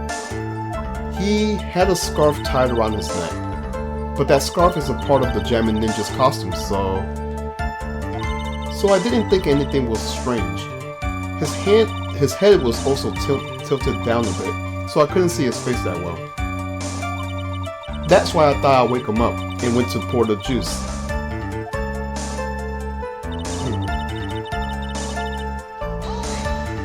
What is the plan you had? I knew right away the murderer was Matt. I knew because Juan, he was going to expose Matt's weakest weak point to the world. So Matt did this to stop Juan and silence him for good. That's when I thought I should forge some evidence and pin this crime on Matt. So the forged pieces of evidence were the knife and the button. The first thing that came to mind was to plant the knife.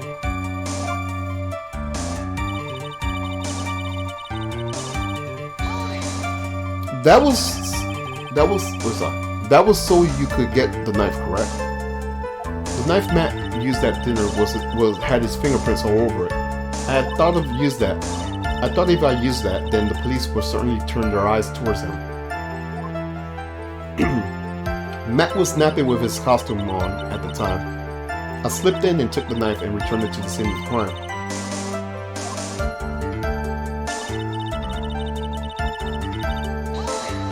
So you were the one to stab the victim with that knife. It gives me goosebumps to think about it now. What a horrible thing I did. But at the time, I couldn't control my own body. It moved on its own. Then, when I stabbed Juan's dead body, I suddenly realized something. If I used the buttons somehow, I could make Matt look even more suspect. So you thought to rip off the button off and then plan into Mr. Ongar's Hakama. Yes, that's what I had planned to do. But things never go so smoothly, do they? Alright. An inconvenience. There was a woman with a camera at the ready, loitering in the hallway.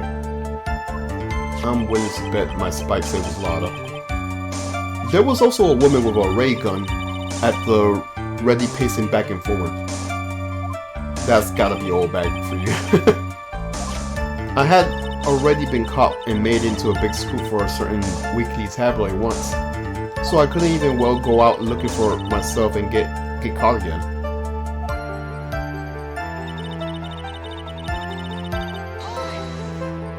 You were the one who prepared that costume, weren't you? Yes, I took it from the Global Studio. I also put it into Juan's guitar case the day before the award ceremony. You did this in preparation for the press conference, correct? Yes, Juan wanted to wear that costume and hold a press conference in it. He was gonna disclose Matt's big secret there. And what is this secret? That, I don't know. Anyways, I thought that if I were to leave Juan's room in the Nickel Samurai's costume, then people would think that Matt was the real murderer. I was very careful not to leave any fingerprints when I opened the guitar case. I absolutely did not want anyone to know about the costume. I think we heard enough. So after that, you went back to Mr. Ongar's room and planted the button. Into Matt's hakama, yes. After that, I folded up the costume and I was wearing it, and I put it into a bag. Then I snuck it out of the hotel and got rid of it. My word, what does all this mean? Mr. Edgeworth, is it? The real criminal is Matt Ongar. Yesterday, that woman prosecutor sat me down for a talk. Francisca, huh? She said that I should, under no circumstances, confess to what I have done. That if I just kept quiet, then Matt would be found guilty for sure. I had no choice but to believe in her words.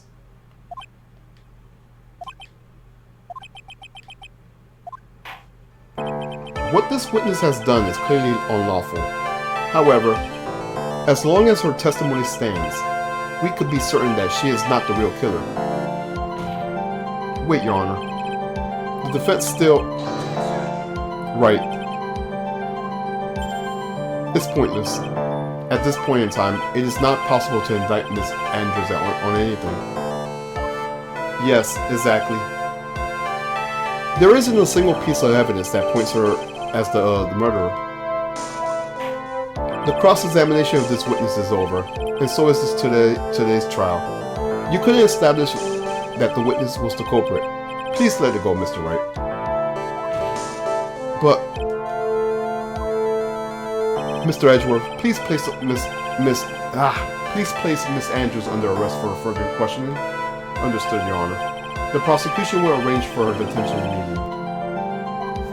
That is all. Court is adjourned for today. Oh shit. Poor Maya.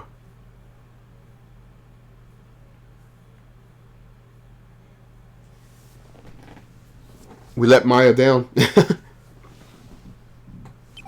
Today's trial is all over.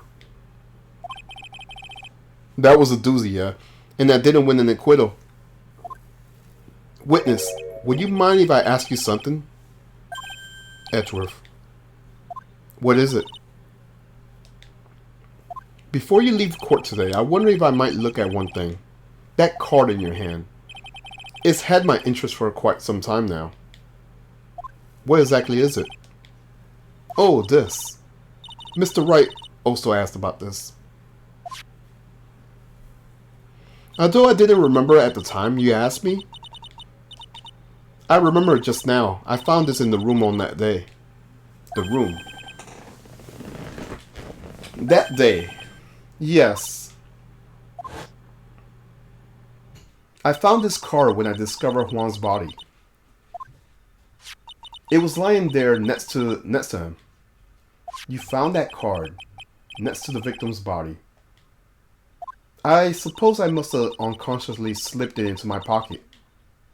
But it's not as this card has any relevance to Juan's murder, right? No, it has to. It has to.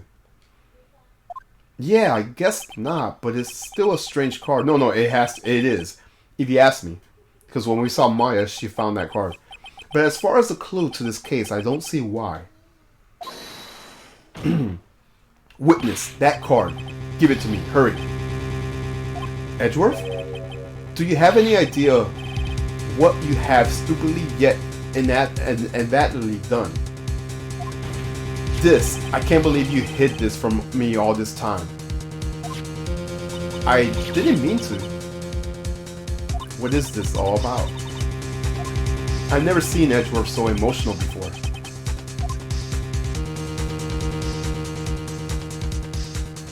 That card. What in the world is it? And what does it mean?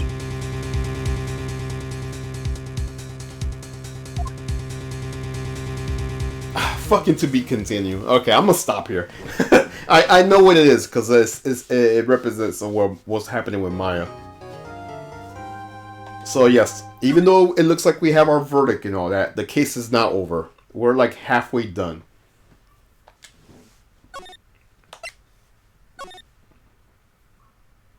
Part 3-1, the investigation. Oh my gosh, I have to do an investigation tomorrow. I'll stop here though. I will definitely stop here. Mystic Maya! Mystic Maya! There, Pearls. I can't take it anymore. Look, it'll be alright. Everything may still work out. The condition was still that we had to get a not guilty verdict. And so far, the kidnapper has kept his word and hasn't hurt Maya. And he won't because Mr. Ongar hasn't been guilty sentenced yet. Cheer up, we don't have time to stand around and crying. We have to get going. You're right. Mystic Maya is in so much pain than I am. Yes, that's right. So, hey, you guys, glad I caught you, pal. Mr. Scruffy. Oh boy, looks like the detective Gumshoe has been dubbed Mr. Scruffy. It's just plain old Mr. Dick Gumshoe now. And I came to talk to you, pal. But we're kind of busy right now. Alright, I'm gonna stop here. But yeah, we're far from over. It's far from over right now. Let me see if anyone's streaming. And I will continue tomorrow. Hopefully, I think by tomorrow we should be done with this trial. And then after this trial, we'll start game number 3. Hopefully by this week we'll be done with we should be done with the trilogy. But yeah, I hope you guys enjoy. Like I said, I'll be back tomorrow. So let me see who is streaming. But yeah, I'll catch you guys later.